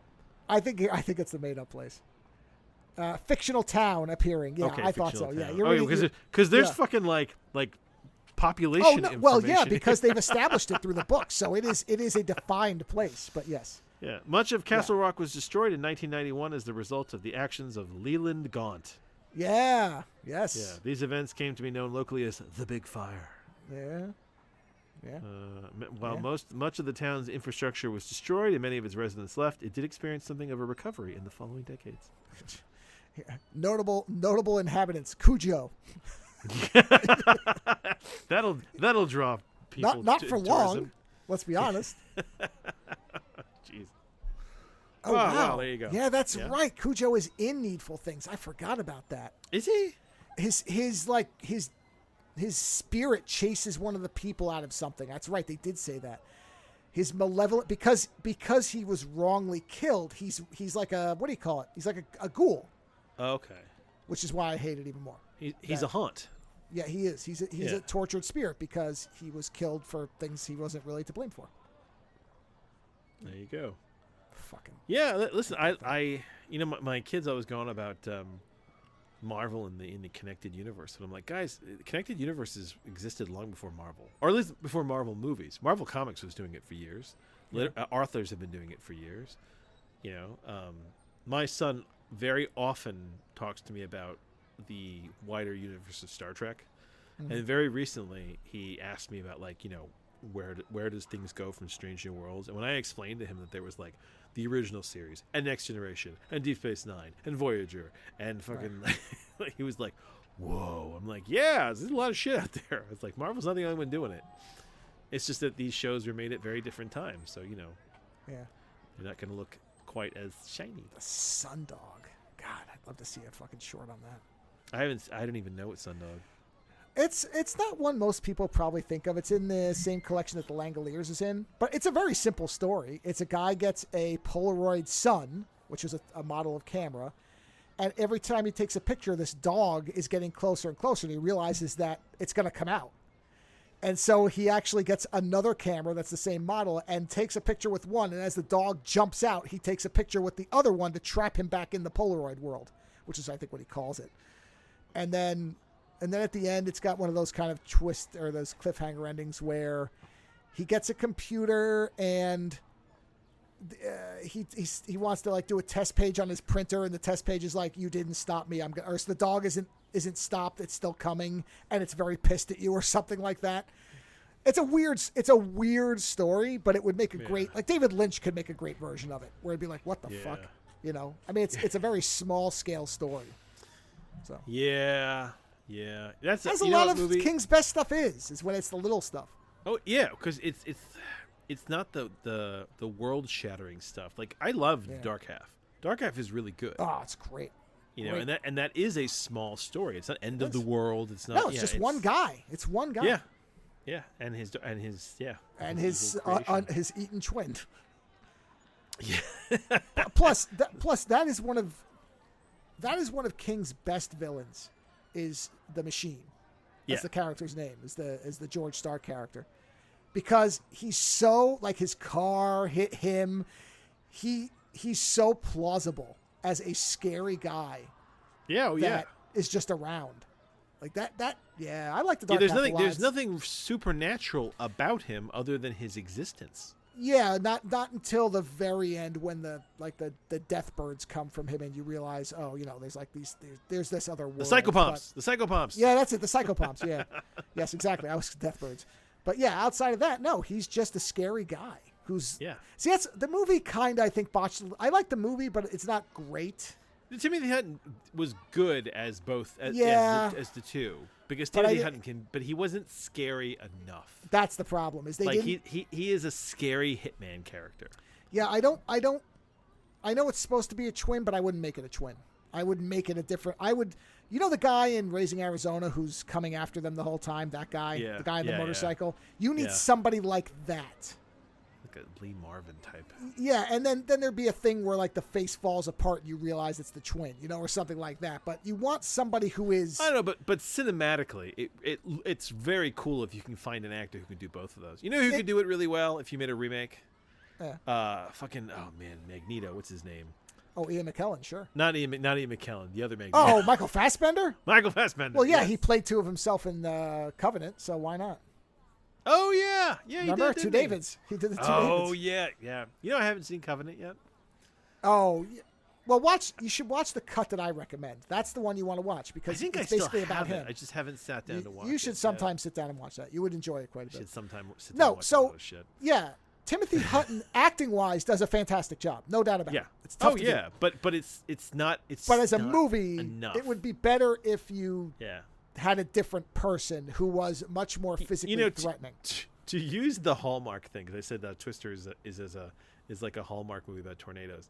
Yeah. I always feel like a lot of the movies they make of Stephen King's books feel like Hallmark versions of his books, because I feel like they just don't take it far enough to where the book was. Well, like Cujo is probably close. Yeah, it is. Cujo's one of the better ones. There's a weird paradox that I think now is just kind of in place for Stephen King. Which is, it's been somewhat broken a bit lately because it made a bunch of money, and it did. Yeah. What was the other one? There was another one that did really well, but for a while, all of his stuff was semi-cursed. The Dark Tower was not great. Well, a lot of Stephen King stuff. Yeah. It read as a perfect thing to make a movie of, and then they made a shit movie. Well, because they fucking decide that somebody else can write it better. I mean, that's the thing but I've also never Stephen understood. King did Maximum Overdrive, and while it's a very fun movie, it certainly isn't a good movie. I really enjoy Maximum Overdrive. Yeah, but for general audiences, no. Come on. Yeah, but that one's not bad the way the other ones are bad. No, but it all adds up, and they start to look at it as, well, we're not going to put a bunch of money into this because there's a good chance it's not going to make that much money, and so there's going to be a limit to it. Yeah. You know, so that's the problem. But you know what? Shawshank Redemption made a ton of money. Well, but nobody knew it was Stephen King. I know. That's the thing, right? Nobody knows. That's still, most people don't know if they didn't specifically see the credit for it. Yeah. If you were to ask the ordinary person who loves that movie, did you know that's a Stephen King? And they'd be like, no, it's not a horror movie. I've heard that literal response. No, it's not. It's not a horror movie. Well, because that's what he's associated with. Just write horror movies. Well, but people don't know that because his success in books and most people know Carrie. Most people know Carrie. Yeah. And they're like, oh yeah, Carrie, great movie. What a great Stephen King horror movie. Well, it's not his fault. Christine. Christine wasn't that bad. No, but a lot of people don't think that's a Stephen King thing. They think it's a John Carpenter story. Christine? Well, he made the movie, so everybody associates because it's John Carpenter's. Oh, see, that's the thing. Well, man, isn't that? But that is a perfect pairing, though, isn't it? It is, Stephen but that's King the thing. Because John Carpenter puts John Carpenter's on everything, people think he did it. That's why the music is so good. Look, the movie's great. I think it's a great movie. But it's a great horror director with a really great doing horror a great script horror from script. a great Yeah, horror author. But Yeah. again, most people will, if you say, "Oh, do you know who did the story of Christine?" Oh yeah, John Carpenter. It says right in the beginning. No, he directed it. But when you see blah blah blah, whatever, that was burned for King, isn't it? No, no. As far as I know, they have a good. No, it's because King knows. No. King I mean knows in that's- general, that every time they make a movie, like there's like this curse that it's going to be cursed. Remember, like, was it the Cat People? What was the one that he did? Oh, Cat's Eye. No, not Cat's Eye. You're talking about Cat's Eyes. Well, that's the 3 stories of his. And I actually thought that was pretty good. No, it's really good. Actually, Yeah. Quitters Incorporated is a really good adaptation. The one with James Woods trying to quit smoking. Yeah. That's a really good adaptation. But the one with no, you're with talking about Sleepwalkers. Sleepwalkers. Yeah, that movie was awful. Awful. Awful. And I think that's I don't think that's a book. I think he wrote that for film. Did he? I think so. I'm pretty sure that was an original or film. a short story. I don't think it was. Let's see. No, written by Stephen King, directed. It is not based on anything. Okay. No, he did that to make a movie. The only reason to recommend that at all is that Madge Amick is in it, and she looks magnificent. And she does. She is. Yeah. That's the only reason you'd ever watch it. Yeah. And by the way, that was his first one that he didn't do it based on something, and it bombed. So see, I mean, there's this whole thing. There's a whole thing around it. So. Yeah. Well. And it was originally rated X because of the explicit sex scene that they had in there, and they cut it. See, that would have helped it. If you're going to go down all the way. But literally. Apparently, yes. Apparently. So. Engineer it right into the bedroom. Yeah. Well, there you go. Well, how different, how rare that. My God, we still squeezed 2 hours out of it. It's not my fault. Oh, this one is my fault. No kidding. This one is my fault. No, I'm just astonished because I thought, wow, I'd have a review. This might be a short. No, it's not. No, wrong. Hey, that's okay. You still provided multiple. We still managed to provide multiple things for people to be able to take in whatever way they want. So, whatever. You did the review. No, and in simple clothing. In simple clothing, indeed we are. Yeah, I know. Read Heavy Weather if you want a really intelligent book about tornadoes. Gibson's Sprawl trilogy holds up. So far, his Bridge trilogy is holding up. So there's But that. also, you know what? Feel no shame in what you find amusing. I say that all the time, and I absolutely mean it. There you go. So, yeah. On that note, everybody, have a great weekend, and I'll probably have and no ability to speak. Great, wonderful. Enjoy your weekend, and I'll try to learn to speak English again. Thanks. Talk to you next week. Visit OzoneNightmare.com to subscribe to new episodes, browse through our back catalog, or to find links to support the show. Follow @OzoneNightmare on Twitter for the latest episode postings and other show information. If 280 characters just isn't enough, you can always email us, theozonenightmare@gmail.com. The opening theme for the show is provided by Heartbeat Hero. The closing theme is provided by Ogre. Please visit and support these artists using the links in the show notes for each episode.